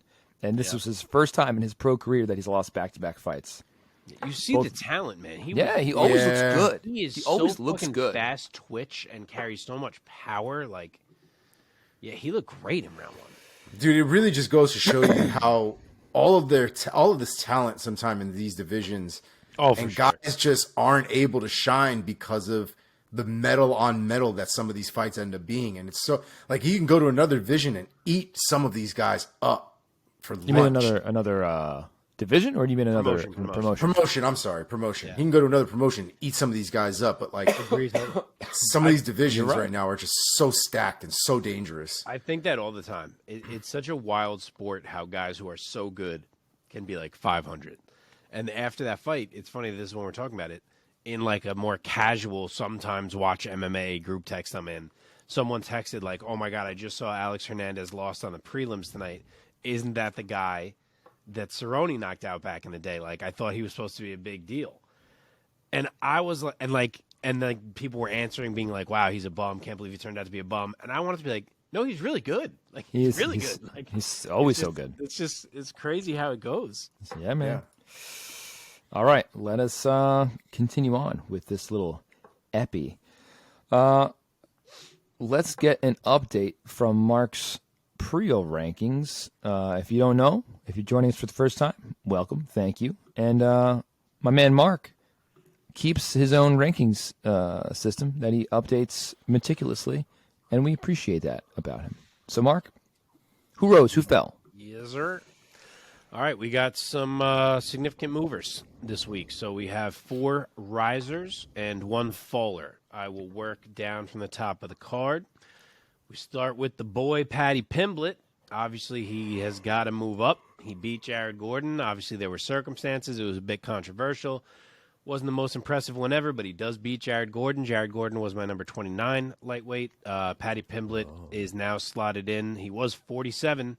He is now my number 27 lightweight. So a big move for him, and he is officially in the mix. Next one, moving down the card, Dricus du Plessis was my number 15 middleweight. He is now my number 8 middleweight. So big move for him. He is in the mix for a big fight potentially coming up. Another guy who made a huge move, the guy that we opened this show with, Ilia Topuria. He was my number 13 featherweight. He is now my number 5 featherweight. The UFC does not have him as high. I do. I value the undefeated record. I think it jumps him over some of these guys who are a little bit more up and down at featherweight. He's my number 5 featherweight right now. And the last one, the boy we just talked about, Billy Quarantillo, was down at number 43. It was a place where I thought his talent was more than that. He just hadn't really got that win yet. His wins were kind of over lesser guys. He lost when he tried to move up. He gets it now. Billy Quarantillo moves up from number 43 to number 18 in the featherweight rankings. What'd you say? I said, wow. Yeah. Like it. And then the one faller, going back to a fight I kind of just mentioned, is Bryce Mitchell. He was my number 6 featherweight. He has fallen down to being my number 11 featherweight after losing his O and getting a little bit exposed there. Yeah. Speaking of losing his O, why was he suddenly 15-1 on the broadcast? The only thing I saw about that was because he lost a fight on, what was it? On Tough, but they never count those. So why was it suddenly counting for him? Literally never. They've always been exhibition fights for Tough. Contender Series is pro, but it was on the tell the tape. Buffer said it. Yeah, dude. Even the night before, in the weigh-in, supposedly they had him 15-1 too. Oh, really? Because in all the billing, it was like 2 undefeated fighters, and then suddenly it wasn't. I don't understand what happened there. Chael Sonnen, before the fight even happened, was like, "Why is he have a 1? Who did he lose to? Where did I miss this?" Yeah. So everybody was confused. I don't know. Very weird. Let's go on to our Bellator portion of the recap half of our episode. But real quick, if you want to sponsor the show, email us and new MMA show at gmail.com. Okay, Mark, you're on the Bellator beat this week. Give us an update real quick of the semifinals of the $1 million Bellator Bantamweight World Grand Prix, as well as the Women's Flyweight Championship rematch between Carmouche and Velasquez. All right, so I'll take it working up the card in the order that the fights were. We'll just hit the 3 big fights here because we got a lot of fights to preview still, and it's getting late. But, so Bellator, we had the semifinals of the Bantamweight Grand Prix. First one of the night was Patchy Mix tapping Magomed Magomedov in round 2. Or I shouldn't even say tapping. Put him to sleep. I thought Patchy fought really well in this fight. He looked good on the feet. He used his length to kind of keep Magomed from getting going. Then Magomed takes Mix down, and Mix has it reversed within seconds, and Maga kind of kept trying to grapple. And you started to see, like, man, this is not there for him. Like, he shouldn't have been looking for it. Mix had the advantage every time they hit the grappling. And Magomed looked for it again in round 2. Mix went for the neck again, as he continually had tried. And this time, Magomed couldn't get away, man. So you can't play with Patchy Mix in any situation where he has a shot at your neck. And we're learning that. It's time for me to accept how good this guy is. I said last week, for one reason or another, I haven't fully accepted that he's this good. He's this good. Like, Magomed needed to fight him in a way that prevented the grappling and make it a striking match. And sometimes what you realize about some of these guys, like, last week, and I'm thinking about this, I'm like, Magomed's so well-rounded, I think he can do it. But sometimes what you don't think about these fighters is that, like, they don't know how to fight that way. Like, he is such a mix-it-up guy, and that's why he's good, that in a matchup where he should have done less mixing it up and more striking, he couldn't. Like, he couldn't stop grabbing Mix and trying to clinch because it's his game. And, like, he didn't know how to not fight that way. And every time he did, he was in trouble because Mix is just so fucking good. So I was really impressed by Mix. Like I said, he did a great job in the striking. His striking, you can tell, is improving leaps and bounds. My man threw a spinning wheel kick at one point. Didn't land, but it was pretty. And yet, you do not want to be in any grappling situation with that man. So I'm very curious what we're going to see in the finals between him and Raufeon Stots, which I will get to. I wonder if Stots even looks to wrestle at all. He feels like a little more of a person who could try to play a pure striking game and see how that goes. But we will see. But big statement by Patchy Mix to kind of say, hey, I might win this whole tournament and no one's really talking about me, because not only does he beat Magomedov, he becomes the first guy to finish Magomedov, and he puts him out cold in the middle of the cage. So Patchy Mix is a problem. Big win for him. Anything you guys want to say on that before I go to the next one? No, I saw the finish from it, and it just... Patchy Mix looks like such an animal of a human being that I can only imagine what getting choked out by that man must feel like. He looks different. like sometimes you feel like it's stupid when people say stuff like this, but I feel like he looks mentally different. Like he looks more zoned in than he has looked in the past. Like back when he had his title shot and he lost to Juan Archuleta, like he just looks like a different guy. He looks like he's more of like a killer, like stone cold killer type vibes. So yeah, he's in a good place right now. Okay, switching off of the tournament for a second, we will hit the co-main, which was Liz Carmouche defending her flyweight title in a rematch with Julianna Velasquez, and she did it again. Round 2, armbar for Liz Carmouche. And honestly, I wish so badly that I saw the interviews that Bellator put up in their pre-fight promo before we picked this fight last week, because I swear to God they ended, and I was like, Liz is going to fucking smash this girl. Because Julianna was just so cocky and disillusioned and giving off this vibe like she thought the belt was hers by, like, divine right or something. And as soon as she finished talking, I was like, this girl's going to get killed. And Liz walked right through her. I mean, not a ton happened in the first round, but it was still kind of a statement by Liz because she just walked right at Julianna all round and kind of let her know, even though not a lot was accomplished, Julianna realized very often that she was not going to have any space in there and that Liz was just coming and pressing forward the whole fight. And then she comes right back out in round 2.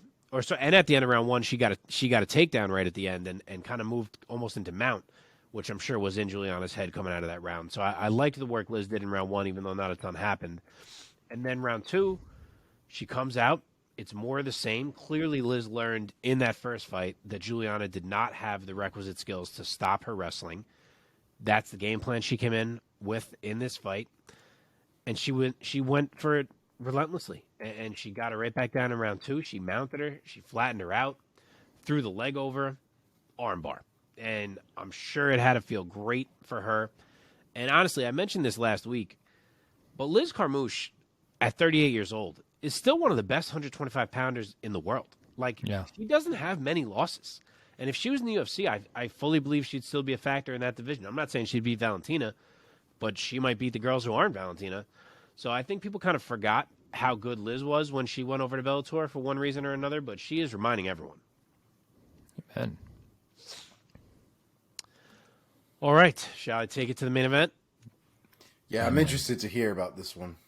All right. So, main event, other side of the Bantamweight Grand Prix semis, which was the interim champ, Raufeon Stots, defending his belt against Danny Sabatello. It was a weird fight. I get why the scoring was kind of all over the place. I don't get how one dude scored at 50-45 for Sabatello. That was insane to me. But otherwise, I get it. Certainly toss-up rounds. Certainly came down to your style. You know, we've talked about it on the show already about, you know, control versus damage. And you're supposed to favor the damage. But it was hard in this one because there was so much control in certain rounds from Sabatello. And, like, he wasn't doing anything with it. He wasn't landing strikes necessarily. He never had a sub attempt. But it was the kind of control where it was like you'd get up and he'd mat return you and kind of not like lift you up and slam you, but he'd like slam Stots back down into the mat, like his head down and that kind of thing. And Stots would get up again and he'd like switch to the back and drag him down again. So like it's not just laying control. It was like mat return control. So it's like you kind of want to want to score that a bit, but there's still no damage happening. Whereas Stots was at least doing the damage, but he wasn't doing a ton of it, and he was getting controlled mostly. So it was a very hard one for me. Usually in those instances, it's easier for me to be like, I'm going to the damage. This one, I want you guys to see it because it was tricky. It was hard to call. For me, round 1, I went Sabatello.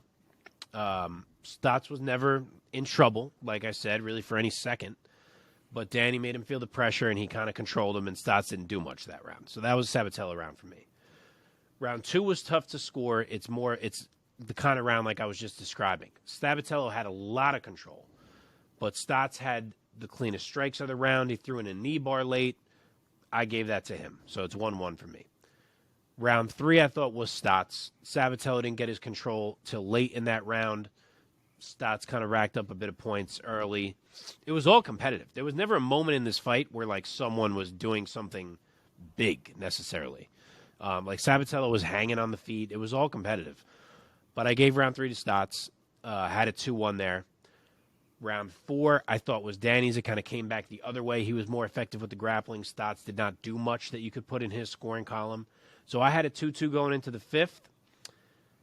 And the 5th was tough. Like, it was another round where I was leaning Stots mostly the whole way because he had scored more. And although Sabatello ended up controlling, he just wasn't doing much. But then I had him kind of closing the gap as it got to the end, and then they stand up late, and Sabatello lands a left hook that kind of stumbles Stots, and then he hits him with one more after that. And I was like, fuck, did he just steal the round right there? Like, it was just really hard rounds to score. So I don't know what I had. I've only watched this the one time. I haven't got to rewatch this. I had a 2-2 going into the 5th. I could see the 5th going either way. It was just a really, really close fight. It was one where it kind of felt strange. Like, I almost wanted to say Stots won it, but it felt weird in your brain because for such a more amount of time in the fight, Sabatello was in the advantageous position. So your brain wanted to feel like Sabatello won it. So it was a close one. MMA decisions was like 60-40 for Stots, so even they were pretty damn torn. I get why Sabatello was pissed. He walked out of the cage as soon as the decision was read. Literally, I think, walked into the crowd and, like, walked away. He was pissed. Stots looked a little surprised, to be honest, but then he acted not surprised once he started talking, but I felt like the natural reaction at first, he did look a little surprised. But, yeah, I am fine with this going either way, to be honest. And it just turned out to be one of these fights. Like, I had high hopes for this fight. I thought it was going to be entertaining. But it really wasn't so much just because Stots is so impossible to control. Like, literally impossible. That Danny couldn't score because he had to spend every second focused on trying to keep the man still and not lose his control of him. So he never really got to open up with punches or subs or anything. And at the same time, Danny is such a threat to wrestle you that Stots was so tentative to open up on the feet. So it was like kind of a fight of nothing. So it was a bit disappointing. It's a fight that I would not be shocked to see again, especially if, say, Stots wins this tournament and he needs a challenger. Sabatello gets a win, something like that. I could absolutely see this happen again. It doesn't feel like it was finished to me, and it doesn't feel like we got a true verdict on who the better man was. All right. Thank you, sir, for that very thorough. But I felt like it was necessary on a fight with weird scoring. Yeah, no worries. Okay. Going to our next segment here, Inside the MMA Sphere with Omar, letting us know what's new in the world of mixed martial arts outside of the cages. Yes. So this week is actually pretty light, all things considered. I think now that we're winding down to the end of the year, we're not going to have as much news. And Paddy Pimblett's controversy took up most of the news cycle. So first on the list, we have the announcement from Dana White, more so just a kind of escalating what we've all anticipated in terms of Conor McGregor versus Michael Chandler. Dana White looks to actively be trying to book that fight at this point. It's not just a rumor anymore. So it looks like they're actually trying to get that done, which would be absolutely fantastic and a nice little return for McGregor.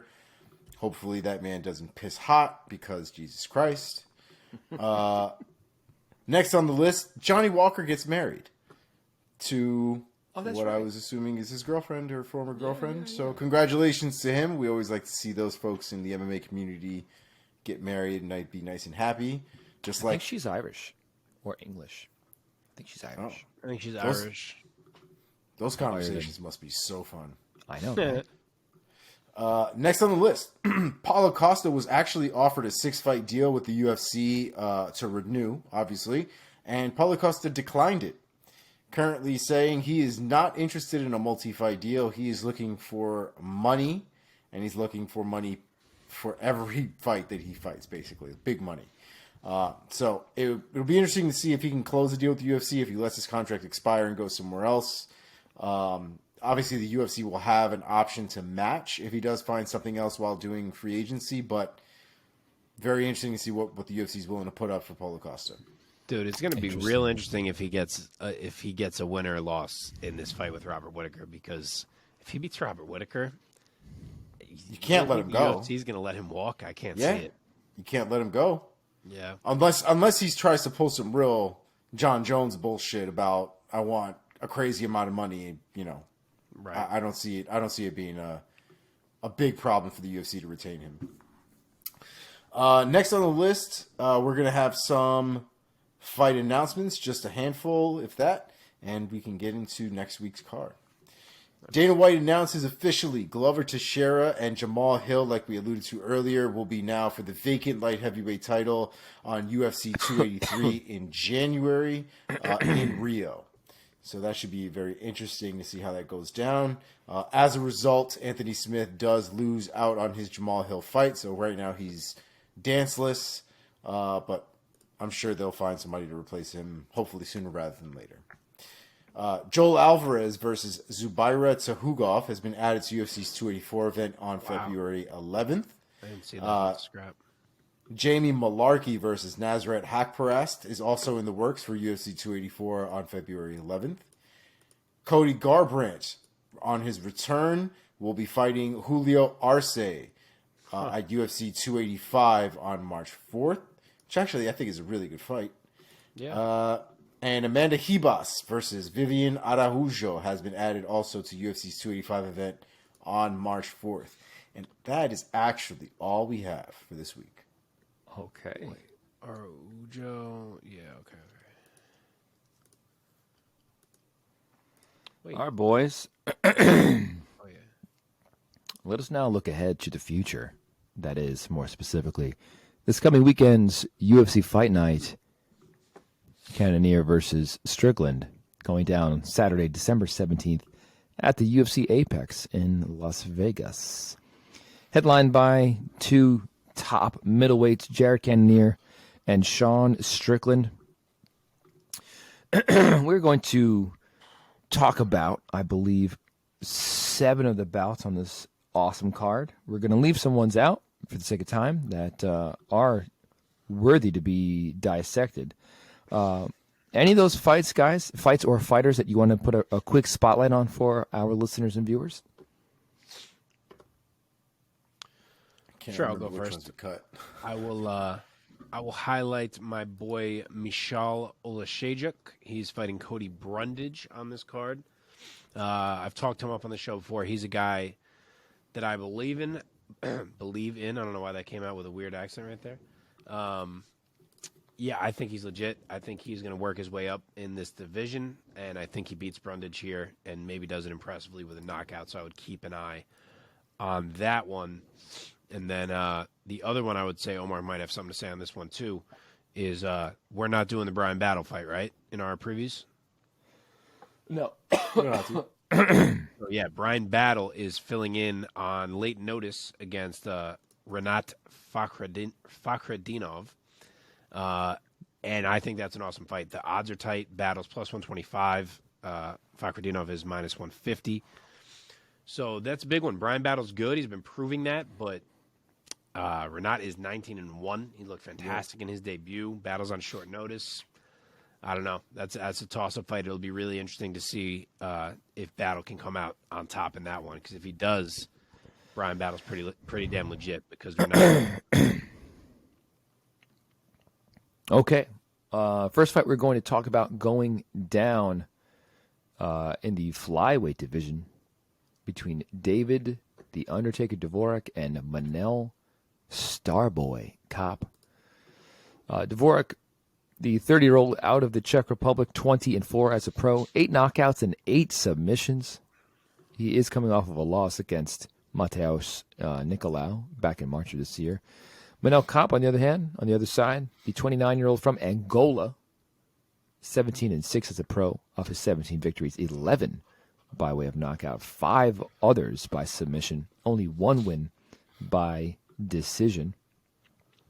He'll be coming to this weekend with back-to-back wins. Omar, let me throw it over to you first. Give us your impression of Manel Kape versus David Dvorak. I think this is a good fight. Losing to Mateusz Nicolau at this point is something that apparently is going to happen. So I don't take that one too hard when it comes to seeing that on their record. Manel Kape has also lost to Alexandre Pantoja, who, again, another top elite contender. No skin off the back, especially when that was his UFC debut. And his last two performances against Adi Osbarn and Zumagulov have both been fantastic, star-worthy. And I think that was kind of the Manel Kape that we all expected to see from day one. So I'm pretty high on Manel Kape. I do think that the man has a lot of skills. I just think he needs to really perform. So I'm going to go with Manel Kape by KO round 2. Yeah, man. Okay, Mark. All right, David Dvorak is the dog. He is plus 200. Manel Kape is minus 250. You know where I'm going with this fight. I've talked up my boy Manel Kape before. I don't know what on earth he is doing on the early prelims. I don't understand it. We have the third fight from the main event on this card as Amir Albazi versus Alessandro Costa, which is a late replacement and a fight we're not even discussing. But you have whatever this is, number 9 and number 12 or something in the flyweight division as your second fight of the whole night. So I don't understand that one. But with that said, I'm a big believer in the talent of Manel Kape. He's had a couple fights fall out recently that, if I remember, were not, or one was his fault, maybe one wasn't. At first they thought he popped, and then they realized he didn't pop, some bullshit. And then he had one where an opponent fell out. So it's been a minute since he's been able to get in the cage. But I'm hoping he can deliver here. As Omar said, his losses are Pantoja and Nicolau, and the Nicolau one was even a split that he could have won. And we see how good Nicolau is now. And Dvorak is skilled, don't get me wrong. He probably can't beat Kape standing, but he's got some grappling in his bag too, and maybe that's where he's going to have to look to lean in this fight. But I just think Kape is the better athlete. I think the speed helps him, and even if he does get taken down a time or two, I think he gets up. I don't think it's a huge factor. And that means that Kape's going to get him on the feet, and I just think Kape is more dangerous there. They both like to strike on the outside, and I think Kape is better. So Dvorak, I feel like, he doesn't have that inside game to change it up. So I think Kape's going to mostly pick him apart. I will say UD for Manel Kape. Woo! I'm going to go Manel Kape by knockout in round 2. That's it, because my man's got fire power. Okay. Let us now turn to the bantamweights between Said Nurmagomedov and Saidyokub Kakhramonov. So what's up? You gonna say something? I just said, what a fight. Oh, yes. So Said Nurmagomedov, the 30-year-old out of Dagestan, Russia, 16-2 as a pro. He's coming off of 3 straight wins coming into this Saturday night. Most recently, a decision against Douglas Silva de Andrade. Saidyokub, standing across the octagon from him. He is the 27-year-old fighting out of Chicago, Illinois. Somewhat of a young prospect, 27 and a record of 10-2. Well-rounded skill set, 3 knockouts, 4 subs, 3 decision wins. Bringing a 4-fight win streak into this weekend. Mark, let's start with you this time. Give us your take and your pick of Said versus Saidyokub. So we have a dead pick'em fight, odds-wise. Both guys minus 110. And in line with that, it is not an easy fight to pick. It's tough to call. Both of them are very, very talented.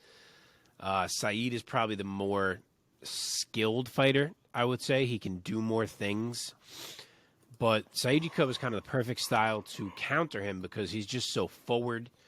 He pushes a pace. He makes it a fight. He's relentless in his grappling. And obviously Said's got grappling for days too.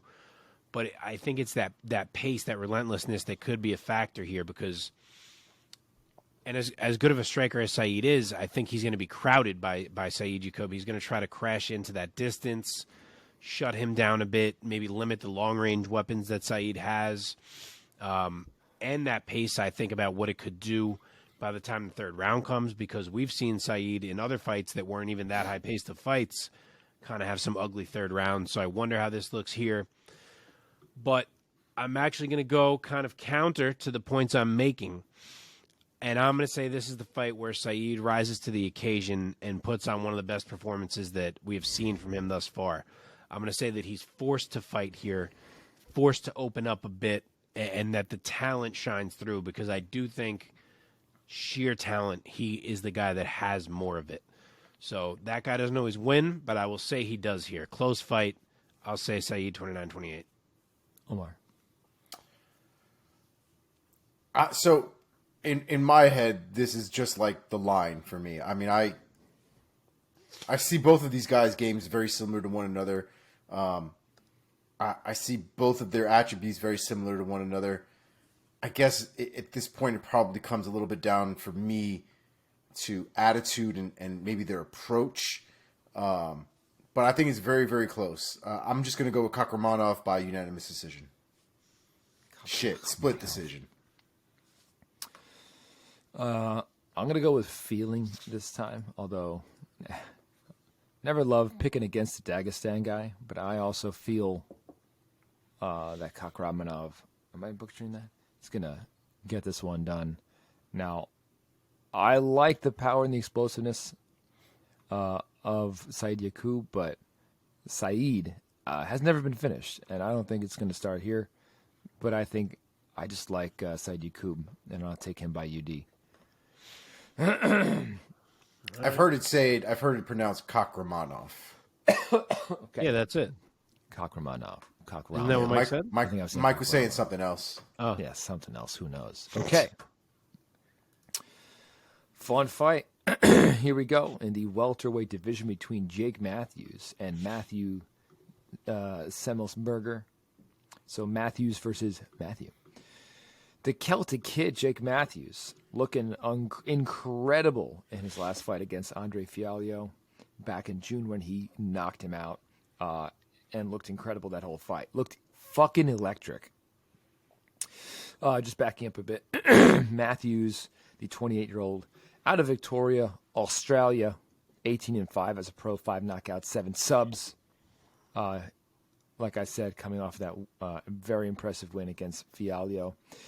Matthew, the Jedi, Semelsberger, the 30-year-old out of Maryland. He's 10-4 as a pro, coming off of a loss against Alex Morono. Omar, start us off. Give us your take and your pick of Jake Matthews versus Matthew Semelsberger. I don't rate Matthew Semelsberger very high, personally. He doesn't have a terrible record in the UFC. Obviously, he's got 2 losses, and all the other ones are wins. 4 wins on his record. Couple finishes. Lost his last fight to Alex Morono, like Mike said. But Jake Matthews, I think at this point, has just found his moment. He's found his groove. It seems like he's found the way that he needs to fight for himself, that he's the most comfortable. Very impressive in his last performance. It's really hard to pick against him at this point with the momentum that he has. So I'm going to go with Jake Matthews. I think he styles on him for 2 rounds, and I think he puts him away in the 3rd. So I'm going to go with TKO round 3. Mark, hit us with your pick. All right, Matthews big favorite minus 270, Semelsberger plus 220. Yeah, as you said, the last performance couldn't have been more electric, and I think everyone saw it except the UFC, because I'm over here thinking this man is going to get like a ranked opponent, or at least one of these guys like the Leech or someone who's right outside of the rankings. And instead, we somehow get Matt Semelsberger, who is my number 44 ranked welterweight. So I don't know how this is the matchup for Jake Matthews. I absolutely hate it with a burning passion. I pray he does not somehow lose it and blow the momentum that he has right now. And I also pray that if he gets another great win here, that we give this man a real fight, because I don't know why we didn't do it already. But the version of Jake Matthews that we saw in his last fight should smoke Matt Semelsberger, and he should smoke him on the feet without trouble, which is where Semelsberger prefers to be. Even if he's not smoking him on the feet, I think Jake Matthews can still smoke Semelsberger in the grappling. So I'm going Matthews for sure. Semelsberger is a really tough dude, so I would say decision, but I think it's all Jake. I agree. I think Semelsberger is a very tough welterweight, has decent size and attributes for the weight class. But I'm gonna keep riding this Jake Matthews, new level of talent that he has unlocked in the video game. I'm gonna say he knocks him out. I'm gonna go another round 2 knockout for Jake Matthews, and that's certainly what I hope happens. I hope to. Yeah, man. Moving on. Okay, in the lightweight division, Drew Dober taking on Bobby King Green. What a matchup at 155 pounds. Very exciting stuff. It's got Drew Dober, 34-year-old, fighting out of Omaha, Nebraska. He's 25-11 with 1 no contest, 12 knockouts, 6 submissions to add to that. Riding a 2-fight win streak coming into the weekend. Bobby King Green on the other side. He's a veteran, the 36-year-old, fighting out of Redlands, California. His record stands at 29 wins, 13 defeats, and 1 draw, including 10 knockouts and 8 submission victories. He is coming off of that loss against Islam Makhachev back in February of this year. Took some time off after that. I believe he was a late fill-in for that fight against Makhachev. Am I wrong? Yeah, He was. like super late, like a week. Super late, yeah. And a pretty crazy matchup. That was supposed before to be that, Makhachev, that's right. Makhachev snapped a 2-fight win streak for Bobby Green, in which he was looking pretty good against Ally Quinta and Nasrat Hakparast. Omar, take it first. Give us your pick and your take. Let's go. Such a great fight. I love watching Bobby Green fight, and I love watching Drew Dober fight, especially as of late. Drew Dober has just looked really good. I think the real issue I have is as the fight plays in my head, I just feel like when Drew Dober starts to put pressure on and starts to put volume on, Bobby Green might get into the habit of doing a lot of the motions and the crazy Yoel Romero bullshit, where he spends more time doing that than actually returning, putting Drew Dober in danger, and essentially spends all of this time not really fighting back and allowing Drew Dober to tee off. So I see that being a thing. Bobby Green has gotten into that habit in the past with a lot of guys who strike with him. I'm going to go with Drew Dober by unanimous decision. Mark. So Dober's the favorite. He's minus 155. Bobby Green is plus 130. I'm going to go with the dog here. Dober could maybe beat more similarly ranked guys and do it more definitively than Bobby Green can. Like, I may pick him more often, but in the matchup against each other, I think it favors Bobby Green. I think that he is very hard to hurt enough to take out. And if he's in there the whole time, as nasty as Drew Dober is, I think Bobby Green might be a step ahead. I think he's a little bit quicker. I think he's a little bit cleaner. I think he's smarter defensively. I think he is better at managing the range and the distance between them. I do think it's a really competitive fight. I'm going to love watching this fight. I love both of their technique. They have different styles, but they're both awesome to watch. I think it's going to be competitive. I just think it's a competitive where Bobby Green is winning maybe like 60% of it, and Dober's just trying to kind of crash in and land something bigger to swing it and just doesn't get that. And I will say Bobby Green, UD. Yeah, I agree very much that these are two very different stylistic fighters. Drew Dober is a tank at 155. But I find myself agreeing with you, Mark. I think it's going to be mostly a stand-up fight, which favors Bobby Green. I think he's the more skilled striker. And yeah, I agree. I think he's gonna have faster hands, and just as a striker, he has very good striking defense, and he's very crafty as a striker. And I don't see him finishing by Drew Dober at all. I think Drew Dober is going to eat every shot that Bobby Green has for him. Yeah. But I do see Bobby Green landing more often, and I think he's going to walk away with a UD. I'll say like probably a 29-28 or maybe a 30-27 when it's all said and done. I'll say 20. We're doing co-main next? Yeah, we're doing co-main next, right? No, Caceres and Arosa. Oh, let's do Caceres. Okay. Going down to the featherweight division, a fight between Alex Bruce Leroy Caceres and Julian Juicy J Arosa. So Caceres, needing no introduction to MMA purists and diehards of tough fame, the 34-year-old out of Miami, Florida. He's 19-13 as a pro. Add 1 no contest to that. He's coming off of a loss against Sadiq Youssef back in March of this year. Julian Juicy J. Erosa, the 33-year-old out of Washington State. He's 28-9 as a pro with 11 knockouts and 12 submissions. My man knows how to finish when things are going well. He's riding a 3-fight win streak coming into this Saturday night. Mark, start us out here with your take and pick of Bruce Leroy versus Juicy J. All right, so Erosa is the favorite here. He's minus 170. Caceres is plus 145. A lot of fights with odds in the hundreds on this card. It's a lot of close matchups. I like it. Yeah, these two boys are going to put on a fun-ass fight. I will be shocked if they don't. They're both guys who have kind of risen to this 15 to 20 range, who I'm not entirely... Sorry, to this top 15 to 20 range, who I'm not entirely convinced are this good. But they're both looking pretty good as of late. And the one who I kind of tend to believe in more is Julianna Velasquez. I'm starting to be a little sold on Julianna Velasquez. His last performance was super impressive. And I just don't think Caceres is the right matchup to stop his run right now. I think Erosa is perfectly capable in the wrestling and the scrambling. Now, Caceres can catch people. We know that. But I'm going to trust Erosa to be okay in that department, and I think he's the much better striker. You know, Caceres will land his weird strikes, but I just think that Erosa is going to be working a higher pace, landing more significantly, and I think he's the more dangerous striker. So I'll say he has the bigger moments, and I will say he wins a UD. Omar. Yeah, this fight hurts my soul personally. I love these guys both. I don't personally think either one of these guys I think are ever going to become champion.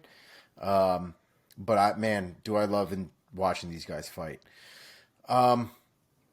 Julianna Velasquez for me has been somebody who I've seen potential in for a long time. He just never seemed to be able to put it all together.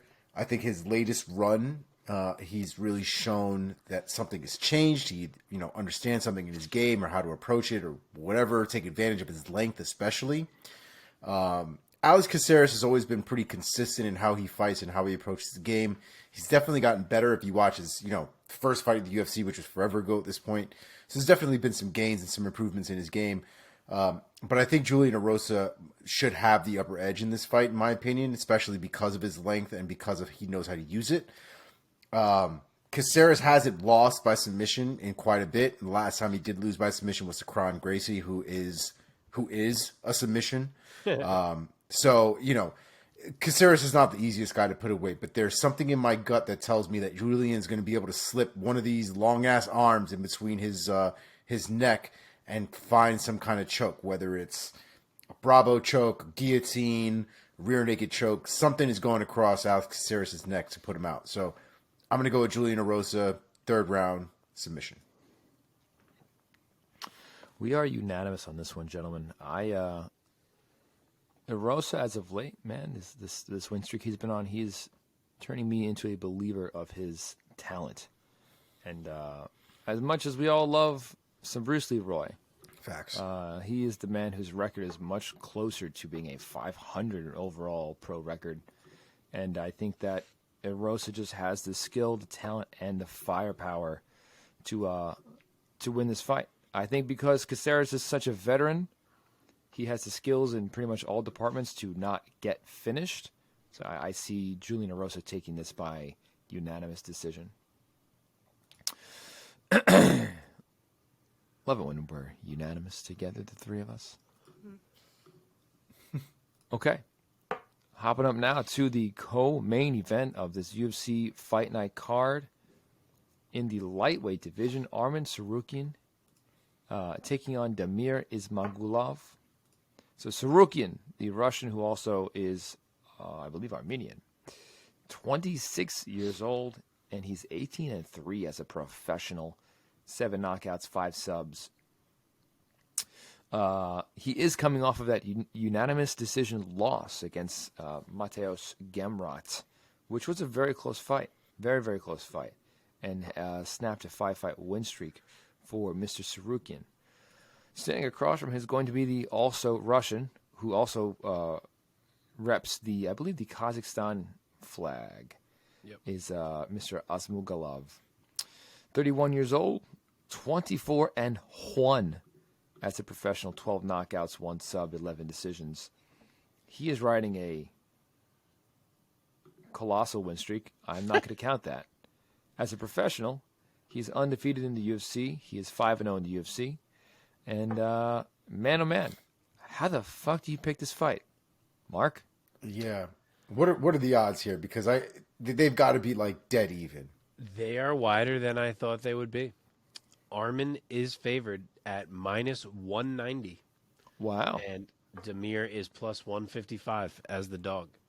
Wow. That's really wide for this. Didn't expect it either. I thought maybe Arman's favored, but I thought maybe like 130, not 190. 125 was mine. Yeah. That was where I was at. Yeah. Yeah, to me, it's a much closer fight than that, and it's really, really hard to pick. Both of these guys are so damn good. They have a big opportunity here to set up a big fight for themselves. I think the winner of this fight is in a really good place to get a fight with a name. Neither guy really has a notable weakness that you can spotlight to say this is why this is not going to go their way. Demir is 3 inches taller, and he's going to have a 2-inch reach advantage. So with a fight this close on paper, if you want to put some weight behind that, you can. I wish this was 5 rounds. Yeah. Obviously, we're only getting 3. The way I have settled this in my brain is simply that Arman has been in there with guys like Demir already. He has been in there with an Islam. He's been in there with a Gamrot. Whereas Demir, as much as he has some quality wins, I think he is yet to be in there with someone who is as good as an Arman Tsarukyan. And I think having seen the level of opponent that you're fighting before matters, and I think that Tsarukyan, despite being 5 years younger, is the guy who has had to deal with this level already and who is maybe more ready to take this. So I think he can mix it up. I think he can use the wrestling to his advantage. I do think it's hard to call, but I do think he will have a wrestling advantage. And I think him mixing it up could get him 2 of these rounds. I will say he takes it 29-28. Tsarukyan? Yes. Okay. Omar, take it away. I really think this is a coin flip, man. Sarukyan's last loss was to Mateusz Gamrot, which, again, is one of these things that I feel like is going to happen. Maybe not at the elite stages, but definitely in the top 10 and down. I think Mateusz Gamrot is a hell of a fighter, and the pace that man puts on is crazy. And to that respect, Ismagulov's last win was against Kutate Latse, which one could make the argument Kutate Latse won. So there are some high-paced fights that they have both been in. And it's very, very difficult to pick, in my opinion. I'm going to go with Arman Tsarukyan. I don't have a good reason. I'm going to go with Arman Tsarukyan by decision. I'm surprised that the odds are that far. Same. I think it's a very, very close fight. Very tough to pick. I'm just going to go with Tsarukyan, not because he's like younger. I mean, Ismagulov is 31, so he's like in his prime.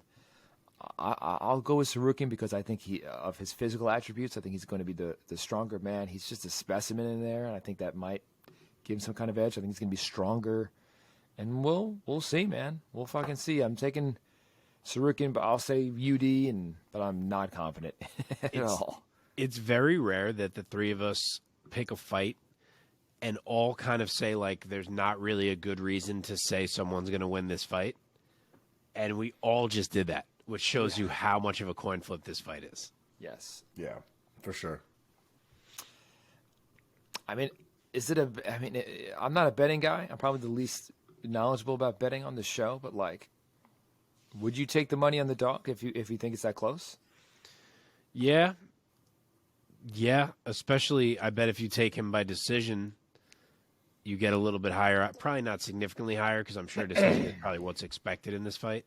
But you might even get him at like 2-1 at decision. So yeah, it might be worth. All right.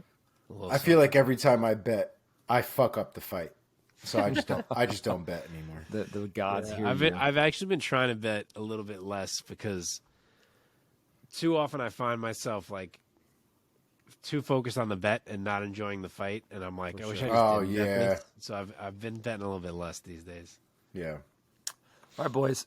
Main event time. UFC Fight Night. Cannonier versus Strickland. The headliners of this fight night. Jared Cannonier taking on Sean Strickland in the middleweight division. A fight of consequence. Jared, the killer gorilla Cannonier, the 38-year-old fighting out of Anchorage, Alaska. I didn't know that. Did not know that. Did not know that guy is from Alaska. He lives in Arizona now. But, didn't he used to work in like the oil fields or some crazy shit up there? I don't know if that's right. I don't know. I feel like he worked in some sort of hard labor up in Alaska.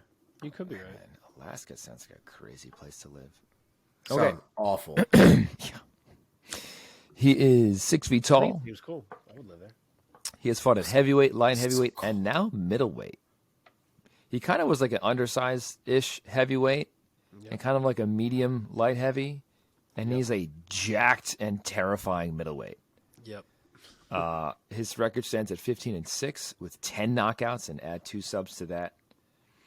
And he is coming off of a title fight loss against the great Israel Adesanya back in July of this year. Sean Strickland standing on the other side of the cage. Tarzan, the 31-year-old out of Anaheim, California, comes to middleweight from the opposite direction. Used to be a welterweight in the UFC and has since wanted to cut less, I suppose, and now fights at 185 and has found quite a bit of success. His record stands at 25-4 with 10 knockouts, 4 subs. He also is coming off of a loss against the new and current champ, Alex Pereira, back in July when Pereira knocked him the fuck out and handed him his second knockout loss of his career. All right, boys. Omar, why don't you take this one first to give us your take and your pick of this middleweight fight of consequence between Jared Cannonier and Sean Strickland.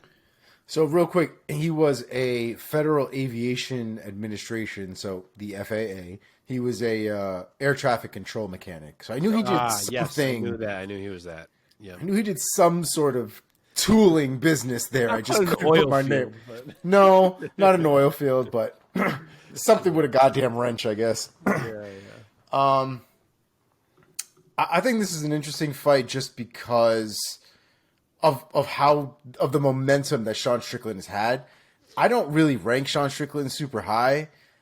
I think Sean Strickland is just a crazy person who has been able to capitalize on specific moments. He's had a lot of opportunities open up for him that he's capitalized on. But skill for skill, I don't really rank him very high. He's a tough dude. He's a tough dude that enjoys getting into a fight. But he's still a human being, and he still gets cracked quite a bit. And guys with power are still a real threat to his chin. And I think that's exactly what Jared Cannonier is. Jared Cannonier is somebody who can definitely put him out if, and this is a big if, we see an aggressive Jared Cannonier in the octagon. A lot of times we get a very tentative and a very slow Jared Cannonier that doesn't really put things together the way he should, doesn't push the pressure the way he should, et cetera, et cetera. So if we see Jared Cannonier come in top form, I think Sean Strickland is going to end up face down in a pool of his own blood. So I'm going to go with Jared Cannonier, round 3 KO. Round 3 knockout. Okay, Mark. You expecting Jared to be the favorite here?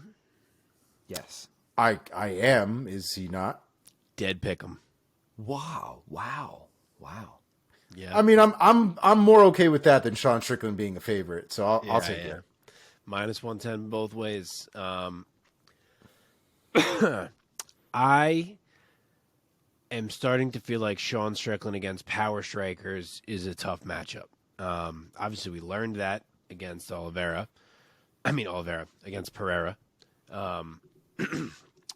And we learned in that fight that he wouldn't grapple. And since then, every interview I ever see him give, he stresses how he's not going to grapple, and grappling's for pussies, in the words of Sean Strickland. So I guess he is not going to do that, which, he is kind of well-rounded. So in his come-up, he was able to look good because we saw him fight a lot of guys who maybe wanted to grapple, and he was able to anti-grapple and beat them with his striking. But in your mind, you were like, all right, when he fights the guys who don't want to grapple, then he can grapple, like an Alex Pereira. But now that we're learning that is not going to happen and that he just wants to be a straight striker no matter who he's fighting, I don't love picking him against power strikers who are on a similar skill level to him. And Jared Cannonier is that. So, like Cannonier is very willing to exchange, and he is the more dangerous finisher. And I just think Strickland fights a bit too open, a bit too cocky, and I think Cannonier can find a big moment to put his name right back in the conversation. I do fully agree that he's got to fight aggressive. If he doesn't, I could see this get away from him just because of the volume that Sean Strickland puts out. He could easily steal the cards if this gets all the way to the cards. So I think Cannonier's got to make sure he fights aggressive. I got to think his coaches are telling him that simply because everyone knows Sean Strickland's a volume striker. Mm-hmm. So I hope he comes out that way. I think he'll come out that way. If he does, I think Strickland is open enough that he is there to be caught. And I will agree, round 3 knockout for Jared Cannonier. He finds it. Okay. A couple of things give me pause about this matchup. I'm not saying I agree with the odds being a pick 'em. I do think that Cannonier, given his skill set, I would expect him to be the favorite, although Sean Strickland has a better record, much better record. Yes, Cannonier is a power striker, brings a lot of danger in there, but he doesn't have the attributes over Sean Strickland that Pereira enjoyed. I mean, you fight Alex Pereira, it's like fighting a fucking giant redwood. They're going to be standing eye to eye. I think Sean Strickland might have an inch on him. Yep. So, yeah. And to Omar's point before, I was going to make the point myself that what can happen to Cannonier, it seems sometimes, is that he seems a little too tight in there. Totally. And you wish that a guy as dangerous as him would lean into that a little more and be a little more aggressive. Of course, easy for me to say. I'm not in there fighting. And you wonder if, I know, exactly. The Mike Perry. You go. Yeah. Go, Mike, go. You go. And I wonder if a style of a Sean Strickland, that sort of in-your-face, constant pressure, I could call it pesky, constant jabbing, shit-talking, might add to Jared Cannonier tightening up and kind of almost freezing. So, you know what, just to be different, I was leaning Cannonier, but just to be different, I will say that Sean Strickland gets out of there without escaping a knockout, escaping the power. Maybe he gets rocked in a round or a moment or two, but gets out of there winning 3 out of 5 rounds. And I'm going to say Sean Strickland gets a big win on his record against Cannonier with the UD. Could happen. Would be big. And my guess is that the winner of this fight is going to get matched with Marvin Vettori. So there's a big fight on the line here potentially for the winner. Wow. See, I would and then just thinking off the top of my head right now, I would quickly pick Vettori over Strickland. Because Vettori is not the kind of guy who gets frozen. Vettori will be like talking shit right back and being like, let's fucking go. And he's more of a tank than Strickland is. One would argue that Vettori would get into a Nate Diaz, Donald Cerrone kind of match, though, especially with all that shit talking. Who would he be in that matchup? He'd be Cerrone. The punching bag. Maybe. Well, boys, we've done it again. Yes, we have. Boom. I do not have trivia for tonight because I knew that we were going to end at. The fans are missing the trivia, Mike. I know. I'm sorry. We're gonna get shit on for the Paddy, and we're gonna get shit on for no trivia. I need to buckle up for the comments I'm gonna get. How many? What's the over under for how many people are gonna call us fucking clowns this weekend? I mean, I will say this. I wanted to say this earlier and just like put a point of emphasis on this. Neither one of you guys are Paddy fanboys. You're not trying to like be on the Paddy train. Nope. You just happen to have the wrong opinion about the outcome of that fight. And I mean, just to say, like, I'm not exaggerating. You guys are like in the 1% of people who think that fight went that way. Oh, I see it. 8% on MMA decision. 8%. Dude, I remember when I woke up the night or the morning after the fights, the headlines and everything else, I swear to you, I thought Paddy Pimblett was on the ground for 8 minutes straight, the way that people were talking about this fight. I thought the fight was way more competitive than it seemed. But, again, I definitely seem to be in the minority here, but I don't know. Fuck them all. Well, there you have it. Looking forward to... They can suck on me, asshole. Oh, God. Looking forward to engaging in the comments below with you guys. And just bringing it back 1 second to trivia. Real quick, I love doing the trivia, but I kind of can run out of bullets sometimes trying to make new trivia questions. So if anybody, I've been meaning to throw this out there for weeks. Oh, yeah. Anybody listening, if you guys want to craft a trivia question that you want me to read to the guys, or if any of us to read on the show, please submit that. Either DM us, throw it in the comments or something like that, or email us andnewmmashow@gmail.com. Totally. That'd be fucking cool. Why not? Don't put the answer in the comments, though, because then we're going to... Don't put the answer in the comments. Yes. Yeah. I just FYI, just in case. Said that. All right, boys. It's late. Let's go to bed. Enjoy the fights, folks. We'll talk soon. Peace.